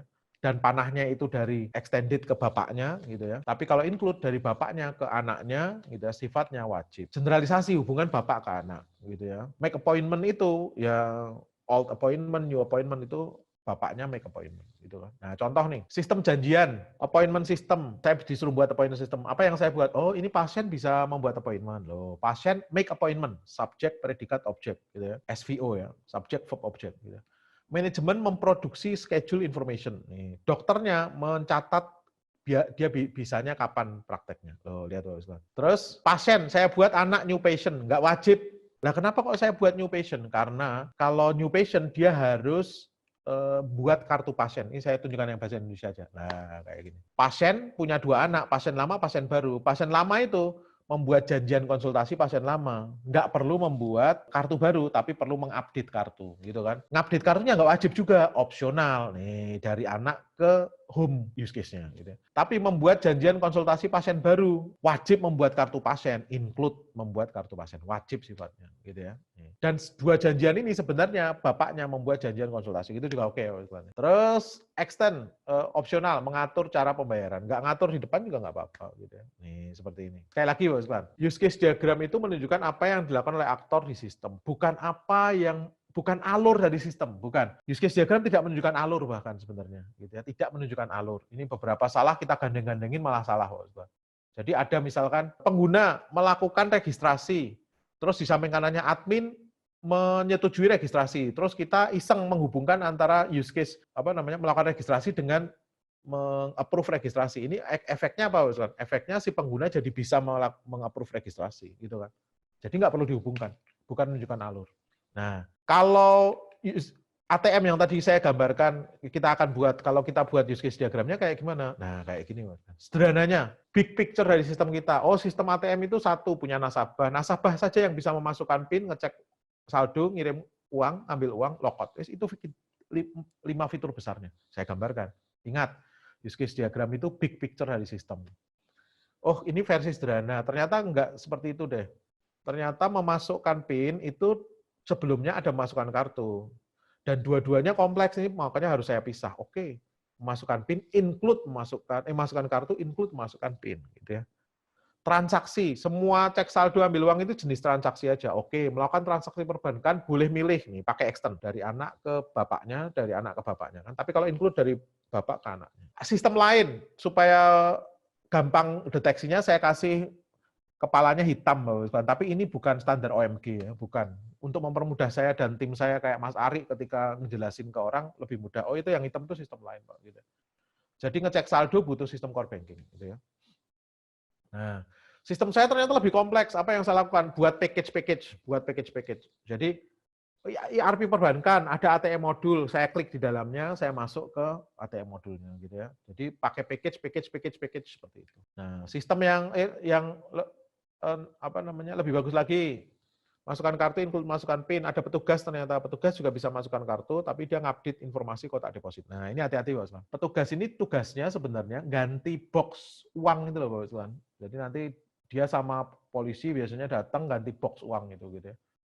Cuman di sini kok tidak disebut mengganti box uang, karena itu hardware, fisiknya mengganti box uang. Di sistem kita nggak mengganti box uang, mengupdate informasi kotak depositnya. Loh, ini hati-hati nanti.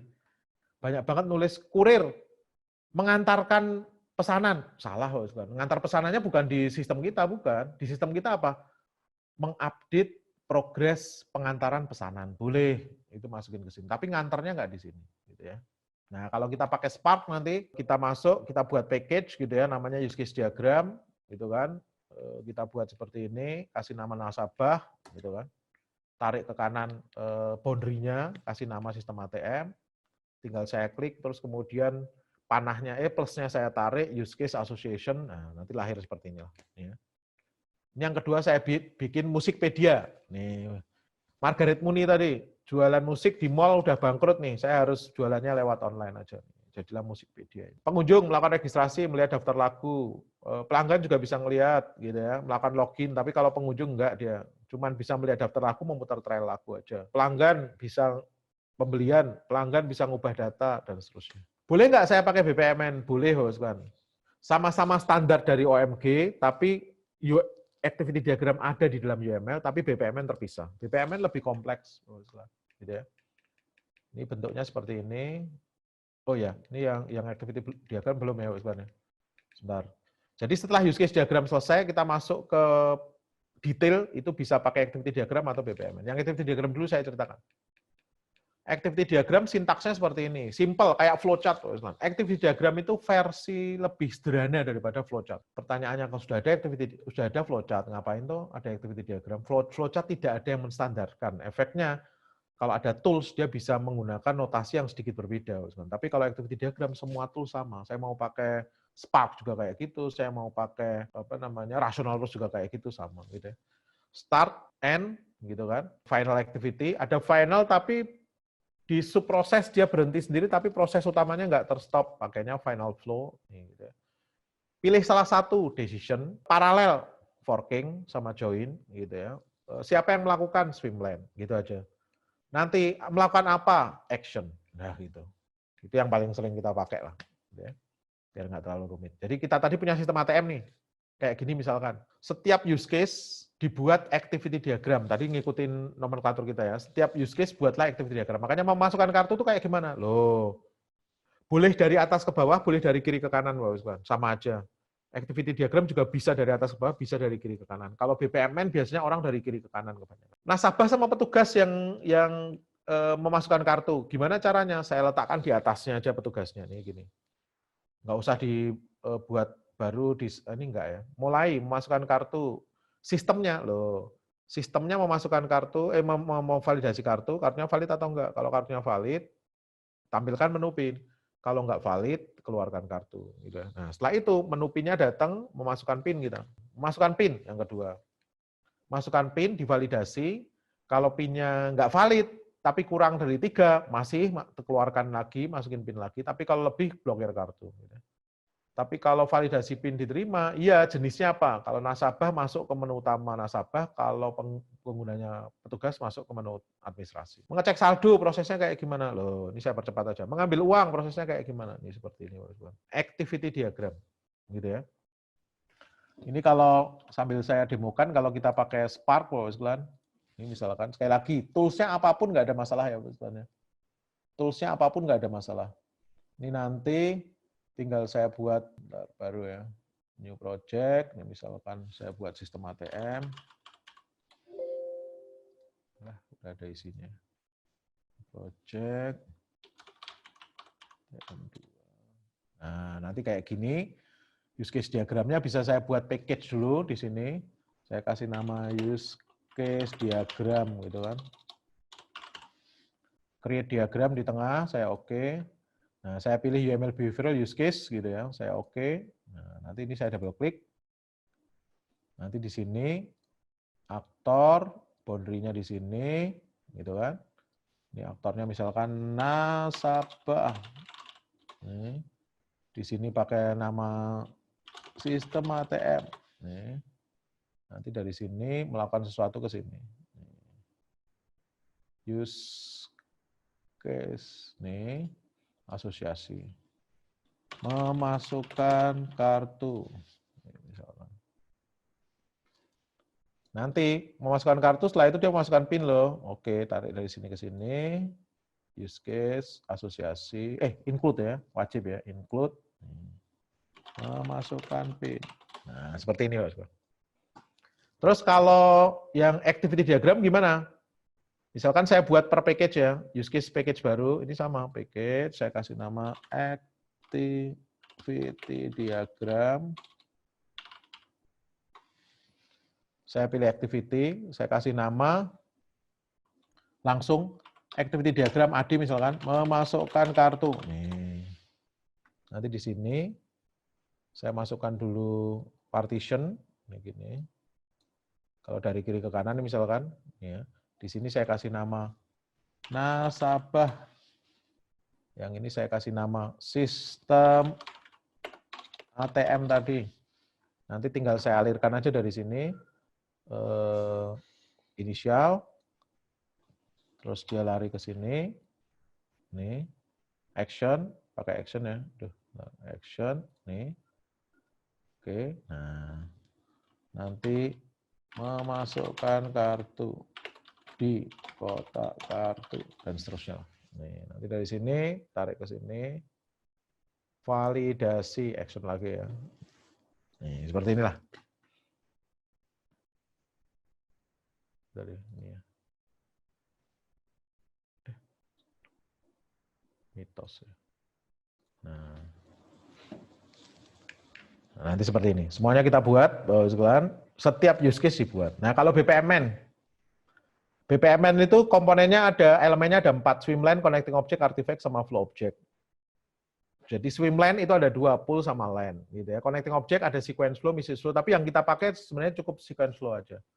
Artifactnya nggak usah dipakai, nggak apa-apa. Artifact itu penjelasan tambahan. Gitu ya. Nah, flow object itu yang membedakan nanti. Sebenarnya mirip-mirip kalau si activity diagram punya inisial sama N, kalau dia punya start sama end, dia namanya event. Gitu ya. Nanti yang proses bentuknya kotak, activity. Yang penentu keputusan, gateway. Gitu nanti. Nih, pull bentuknya kayak gini, oke. Sequence flow yang kita pakai, nah alirnya kayak gini. Sebenarnya sama, makanya apakah boleh kita pakai BPMN aja, soalnya organisasi saya sudah pakai BPMN, klien-kliennya sudah nyaman pakai BPMN aja. Jadi pull sama line-nya itu aktornya. Gitu kan. Dia melakukan apa, gitu ya. Ini sama. Ini kalau ke sistem tadi, start, terus dia ngapain, pattern yang ngapain, sistem dia ngapain, dan kalau nggak mau pakai artifact juga oke. Artifact itu penjelasan tambahan aja, gitu ya. Event ini kita sebut start sama end event. Ada lagi subproses, jadi activity bisa punya subproses, subprosesnya bisa kita isi proses lagi yang lain, gitu ya. Nanti ini dipakai untuk membuat modul. Jadi modul gede, dalam lagi mengecil, gitu ya. Aplikasi modul, submodul, dan seterusnya pakai package, gitu ya. Gateway, BPMN punya 6, tapi yang kita pakai cukup 2 aja, eksklusif sama paralel. Eksklusif pilih salah satu, paralel kegiatan yang bersamaan. Nah, ini paralel. Nah, kalau yang Musikpedia, sistem request saya buat di visibility analysis, gitu ya. Nih, technical, economic, gitu kan. Terus economic, gitu kan. Organisasi, tiga-tiganya sudah dapat, gitu ya. Terus kemudian saya buat use case-nya kayak gini. Nah, kalau di Spark kita bisa membuat link, Bapak sekalian, jadi misalkan nih, ini ada kacamatanya, ini link dia. Jadi kalau saya sudah membuat use case diagramnya tadi di sini, gitu kan, memasukkan kartu tuh isinya kayak gimana? Ini saya klik kanan, new child, composite, ini saya double klik di sini. Nanti ini saya cemplungin ke sini aja. Deng. Nih, pakai navigation cell. Ini apa tuh? Activity ya tadi ya. Nah, misalkan saya buat kayak gini. Nih, jadi nanti kalau saya akses dari depan, use case, saya double klik, masuk ke dalam, saya double klik, masuk ke activity diagram. Gitu ya. Nih. Terus, Bapak-Ibu sekalian, kalau saya prototyping, gimana caranya? Saya masukin ke dalam juga. Nih, seperti ini, Bapak-Ibu sekalian. Misalkan tadi, memasukkan kartu, atau ini saya buat, jangan masukkan kartu, yang activity. Saya buat baru, yang BPMN aja ya, sekalian ya. BPMN, gitu aja. Nah, kalau BPMN letaknya di BPMN, 2 business process. Saya kasih nama BPMN memasukkan kartu. Ini sekali lagi, pilihan, nggak harus dua-duanya dibuat. Ngapain dua-duanya dibuat? Pilihan. Sebentar, kok malah masuk ke sini. Sebentar. Ini gara-gara saya salah nih Bapak sekalian tadi. Ini saya, sebentar, saya delete dulu deh. Nah, di sini saya buat diagram BPMN memasukkan kartu. Diagram tunjuk oke lah. Nah, nanti di sini kita masukkan start ini, gitu ya. Sebelum ini kita masukkan dulu pull, nih. Nanti kasih line, nih, line-nya ada 2. Jadi pelakunya nama prosesnya pull, pelakunya line. Nanti seperti ini seperti ini, start di sini, activity namanya, terus seperti ini. Activity. Nah, terus saya prototyping ini, saya pengen langsung tunjukkan mockupnya. Saya berarti harus pakai tools untuk menunjukkan mockupnya, nggak perlu. Di sini langsung kita buat Di sini saya masukkan, di bagian masukkan kartu ini, Bapak sekalian, diagram lagi. Saya cari, oh sistem saya basisnya Windows 32. Ini boleh pakai ini nih. Nih. Ini saya kasih nama UI form registrasi Win32 gitu ya misalkan ya. Atau Windows. Nih. Nah, nanti di sini dialog. Oh, mockupnya kita buat langsung di sini. Dia udah menyediakan kita nih, nanti tinggal saya masukkan button dan seterusnya lah. Tapi kalau sistem saya berbasis web, saya pengen buat mockupnya juga bisa. Di sini wireframing. Mana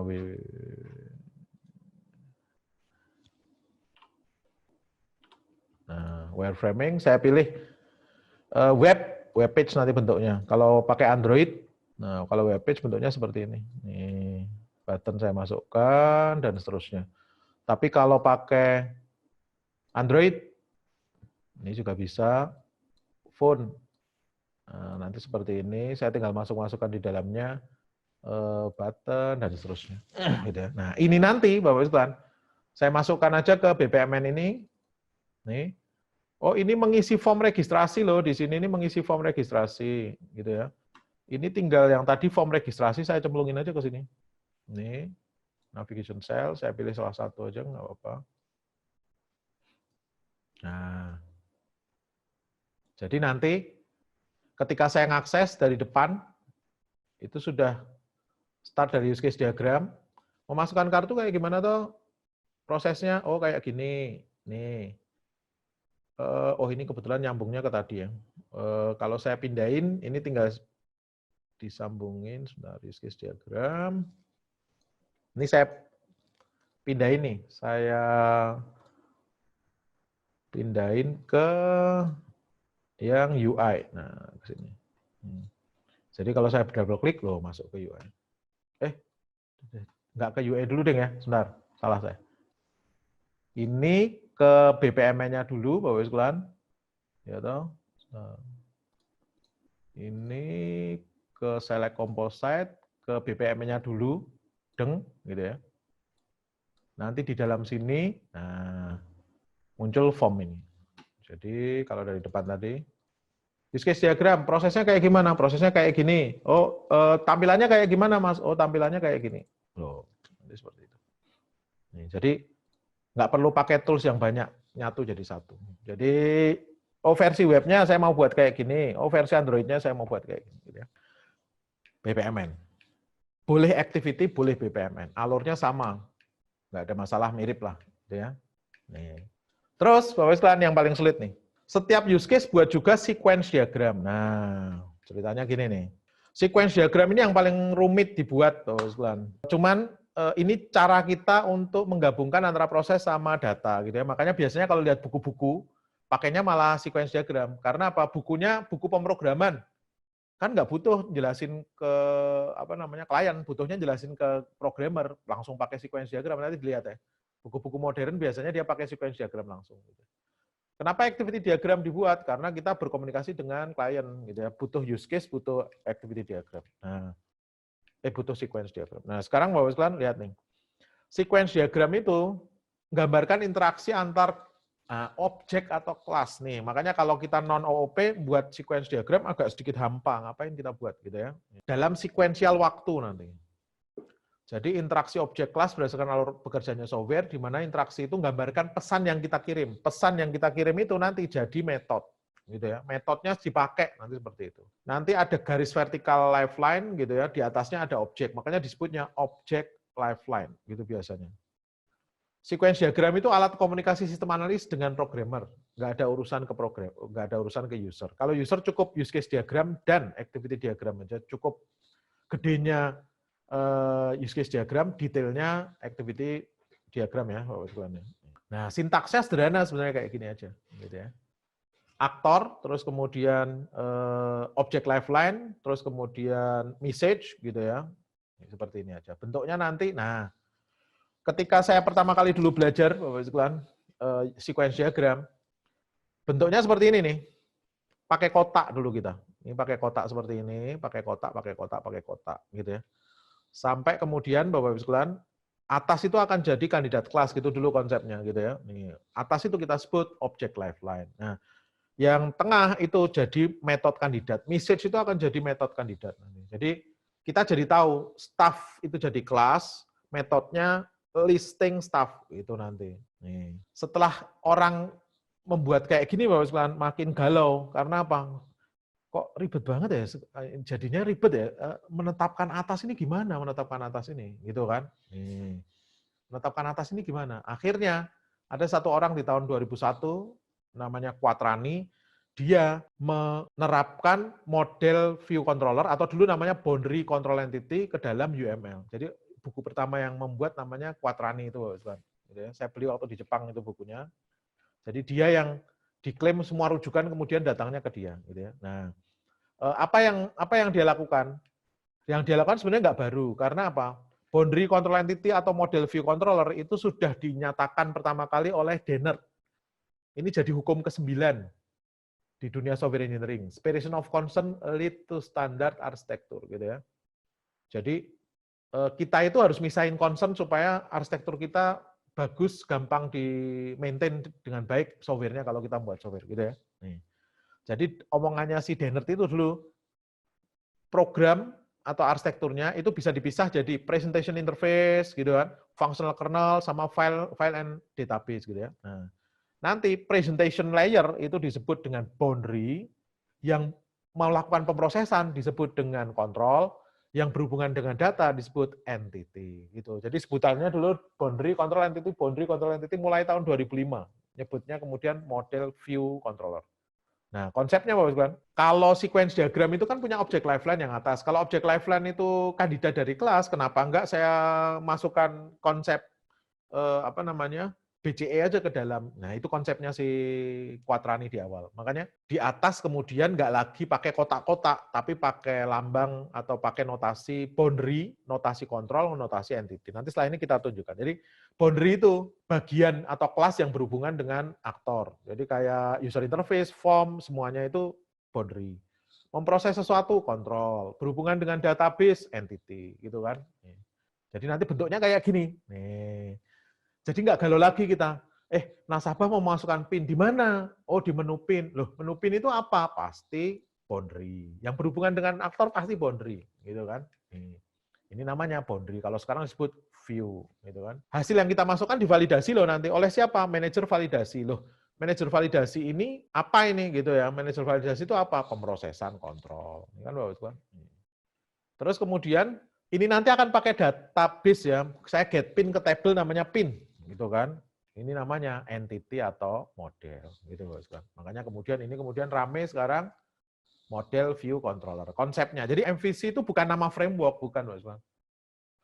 Framework CI, Laravel itu segala itu basisnya dari MVC gitu, bukan MVC framework itu ya CI sama bukan.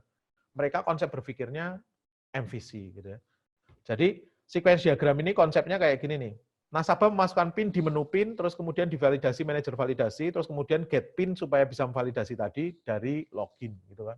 Ini kalau saya coding nanti bentuknya. Nah, manajer validasi itu punya validasi PIN loh, lihat di sini Bapak. Validasi PIN loh, ini validasi PIN. Validasi PIN ini akan ngambil nanti Bapak sekalian menjalankan metodenya get PIN, metodenya si login loh. mlogin ini objek dari kelas login gitu ya. Saya get pin, ini punya get pin bukan punyanya manajer validasi, punyanya login gitu ya. Yang nanti akan saya bandingkan apakah pin yang masuk di depan sama dengan yang di database gitu kan konsepnya. Nih.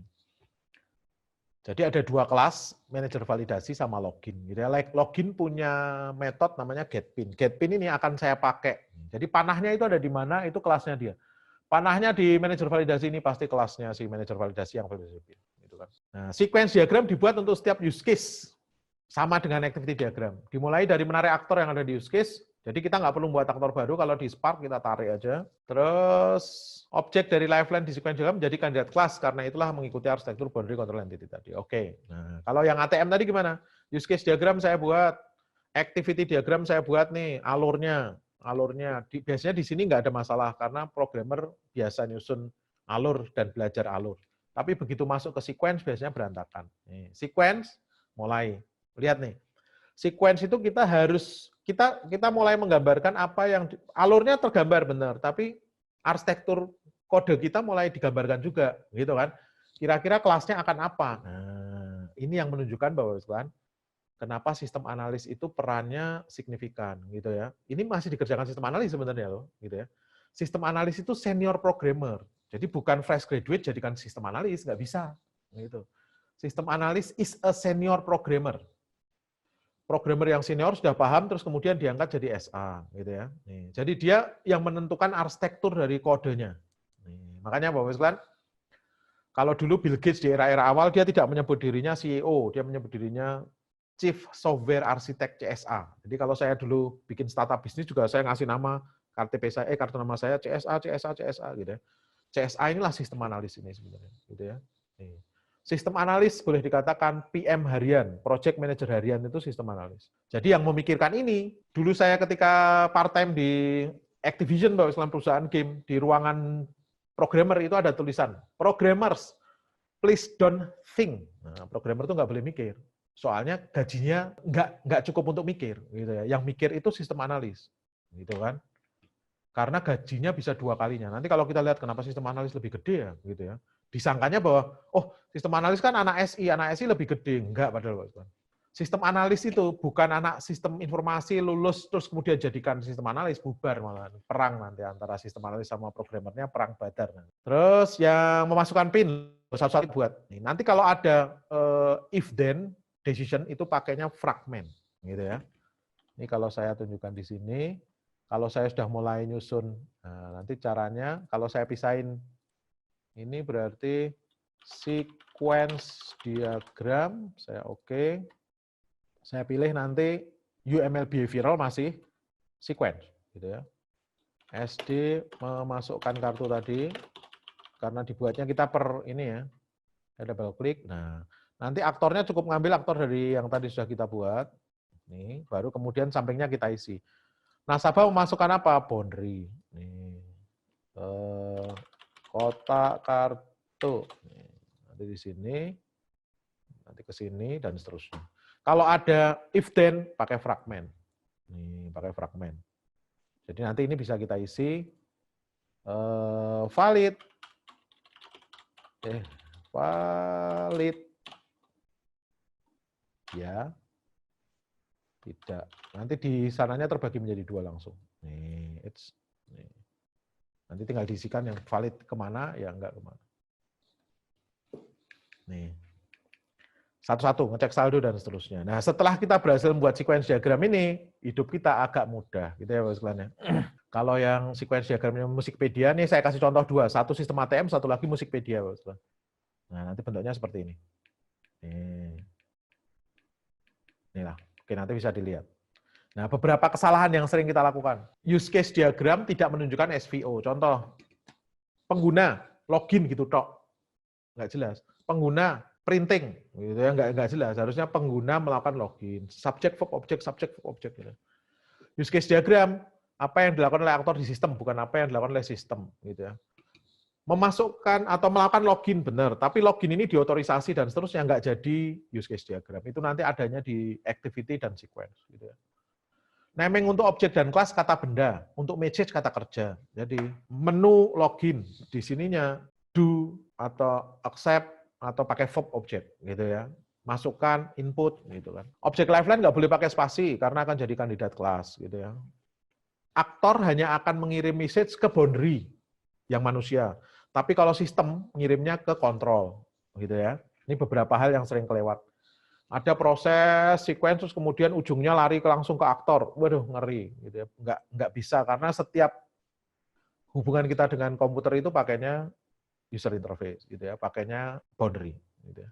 Entity class bukan consumer, jadi tidak bisa mengirim message ke boundary atau kontrol. Entity class itu producer. gitu ya. Dia tidak dikonsum. Boundary class akan menjadi UI, entity class akan menjadi data model. Gitu.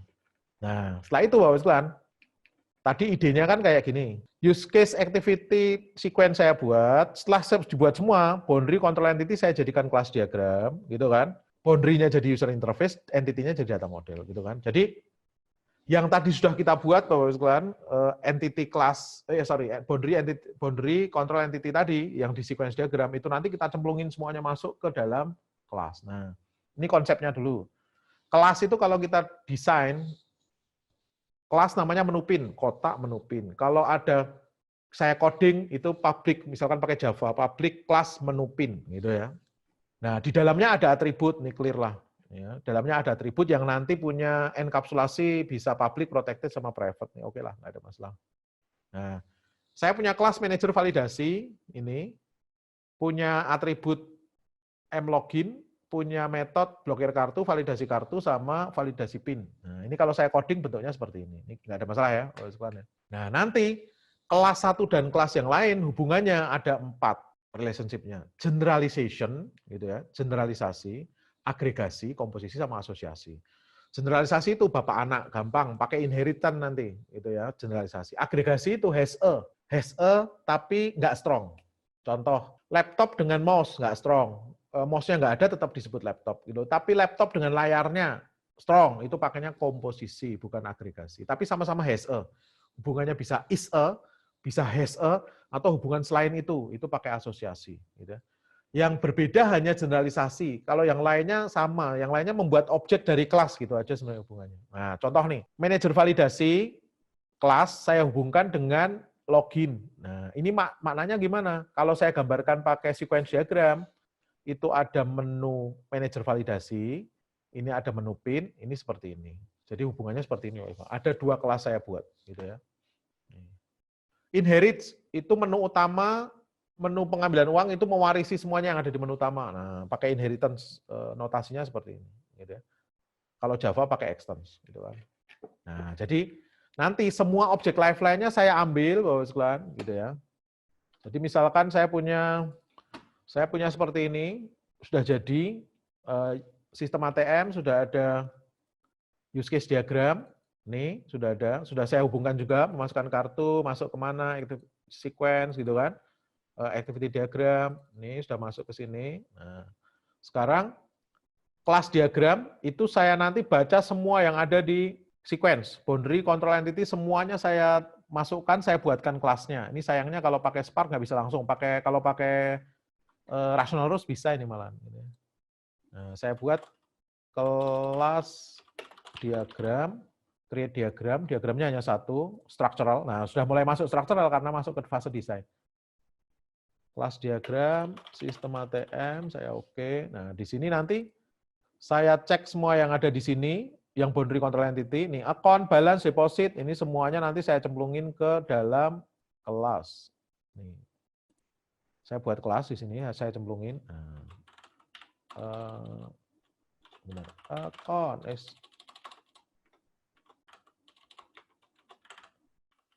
account. Terus kemudian tadi kelas lagi saya buat, login, kelas lagi saya buat, nih. Nasabah, kelas lagi saya buat. Nah, ini nanti saya buat story-nya di kelas diagram. Nih.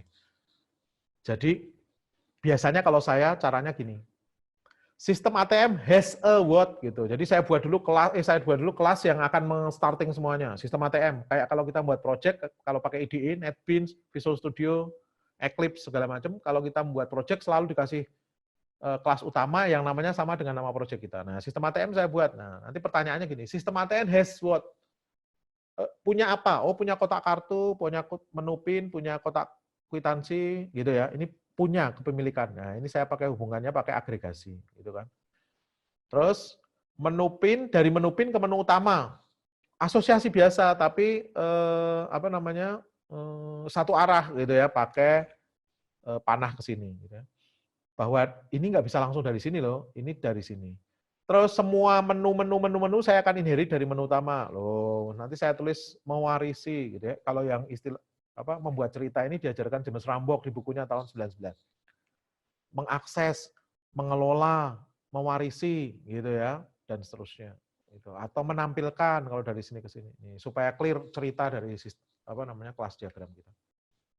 Kalau yang Musikpedia contohnya seperti inilah. Mulainya dari Musikpedia has a what, nih, oh menu login sama menu registrasi. Menu login siapa yang ngelola, manajer validasi dan seterusnya. Ceritanya kita buat di kelas diagram. Nah, terus user interface tadi sudah saya curi start di depan ketika saya prototyping. Nanti tinggal dirapikan aja gitu ya. Tapi konsepnya bahwa semua boundary jadi user interface kalau pengen buat ya.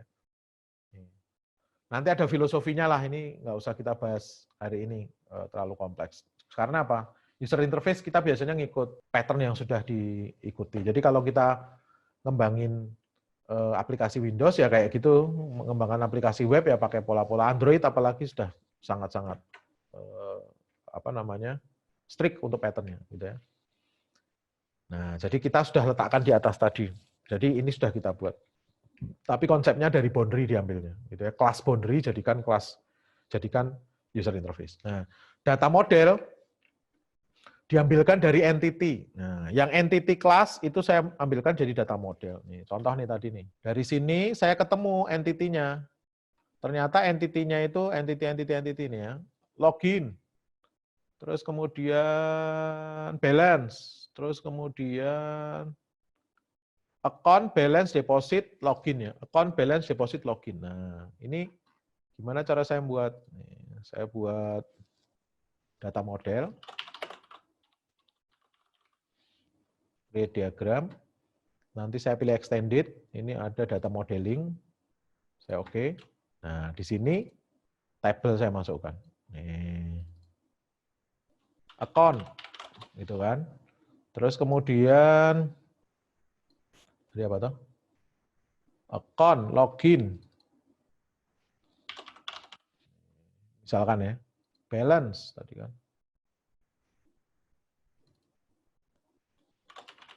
Nih. Nanti Bapak-Ibu sekalian, ini saya double klik, tentukan saya klik kanan, properties, saya buatkan properties feature ya, klik kanan, feature, kolom gitu ya. Nah, pilih database-nya, MySQL misalkan, gitu ya. Nah, di sini bisa saya tunjukkan ID account. Nih, saya buat primary key. Nama. Nih. Ini saya ngarang dulu nggak apa-apa ya. Jenis kelamin. Kalau saya pengen relasikan tadi ke sana, berarti ke balance, berarti ID balance. Saya pengen ngambil dari sana, sama PIN, ID login. Jadi, ini nanti juga sama, klik kanan, feature, kolom. Saya pilih MySQL aja, saya oke. ID login, ini jadi primary key, ya. PIN, gitu ya. PIN-nya ada 2. PIN web, misalkan gitu. Yang balance, MySQL juga. ID balance, primary key.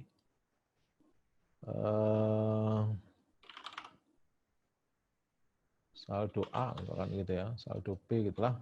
Sembarang dulu. Nah, nanti ini langsung saya bisa relasikan ke sini. Dong, asosiasi. Nih. Ini juga langsung ke sini. Dong, asosiasi. Nih. Dan ini bisa forward engineering. Jadi saya Ctrl A, construct di mana sebentar? Develop, gitu ya. Generate. Bukan source code. Ini ya. Export, pakai ini juga nggak apa-apa sih. Generate selected element. Nah, single file. Saya letakkan di sistem ATM dokumen ya.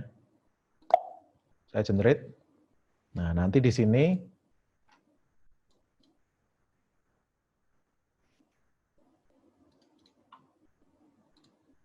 Tuh. Saya nggak perlu lagi desain dari awal. Jadi langsung kita bisa desain lewat Spark. Demikian juga dengan yang tadi kita buat kelas diagram. Jadi kalau sudah kelas diagramnya sudah selesai, kita buat bentuknya seperti ini.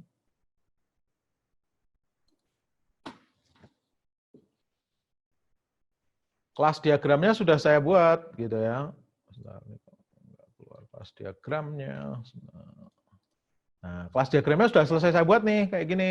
Gimana caranya? Sama, Ctrl A, develop, generate selected element, dia tergenerate. Gitu ya. Nanti kalau kita lihat, Bapak-Ibu sekalian, dia ada di, tak taruh di mana tadi ya.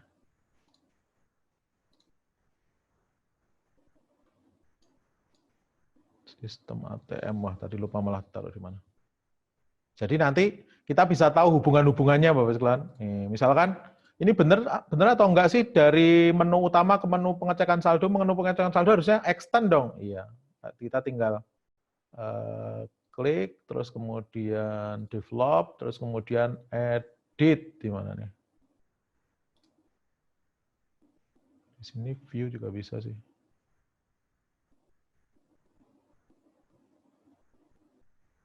Bentar, ini versi yang baru malah saya lupa ini Bapak sekalian, ini edit ya.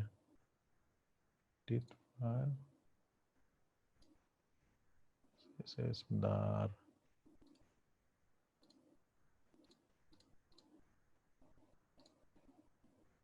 Oh, bukan ini. Sebentar, ini bisa kita edit lah pokoknya Bapak sekalian.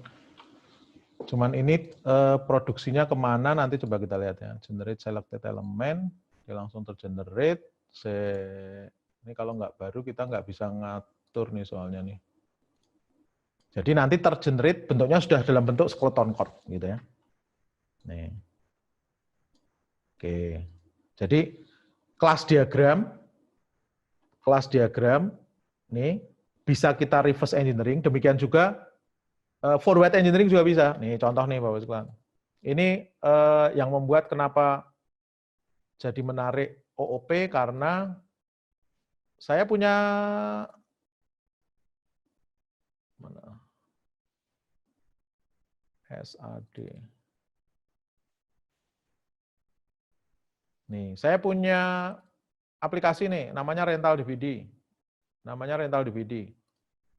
Ribuan baris code yang ada di sini. Nih, misalkan ribuan baris code, aduh saya disuruh perbaiki, aduh setengah mati nih, gimana caranya? Tinggal saya lemparkan untuk di reverse engineering di sini. Nih ya. Saya klik kanan, file, langsung di sini aja. File, Java, terus saya cari tadi ada di mana. Adanya di lecture, SAD, case study, rental DVD ini. Dia langsung secara otomatis reverse engineering. Oh, kita jadi tahu, oh ternyata arsitekturnya kayak gini toh, gitu ya. Oh ternyata sudah pakai model view controller. Ini di-generate dari kode. Dari kode ke diagram reverse engineering, dari diagram jadi kode forward engineering. Sama antara si kelas sama table ya. Nah, table. Terakhir deployment diagram. Deployment diagram itu kalau kita sudah tahu, oh pakai biasa kok pakai PHP dan seterusnya nggak usah juga nggak apa-apa. Tapi kalau saya pengen ini tirnya nanti ada 3 nih seperti ini, pakai deployment diagram kayak gini, gitu ya. Jadi kalau di UML namanya ini ada dia deployment diagram juga. Deployment diagram adanya di structural deployment. Nih. Kita tinggal tarik aja node gitu ya. Di dalamnya node saya pakai artifact, biasanya kayak gitu aja. Nih. Lahirlah nanti seperti ini. Gitu. Oke, Bapak sekalian. Jadi sekali lagi, UML itu bukan UML tok terus kemudian kita jalan. Enggak, tadi yang nggak masuk di UML itu table, user interface nggak masuk di UML. Tapi deployment diagram masuk, sequence masuk gitu ya. Nih, rangkuman yang sistem ATM, planning, sistem request kita hasilkan, visibility analysis kita lakukan, terus kemudian mulai masuk analisis desain, requirement gathering ini ya. Terus use case diagram dulu saya buat, setelah itu activity diagram. Setelah itu, setiap activity dibuat sequence diagram. Nih. Terus setelah itu, kelas diagram, table, gitu ya. User interface-nya kalau mau buat. Gitu ya. Nih. Deployment diagram, setelah itu, ini ada di sini. Seperti ini. Nah, semuanya itu nanti kita rangkuman dalam bentuk sistem spek, kita cemplungin ke sini, gitu kan.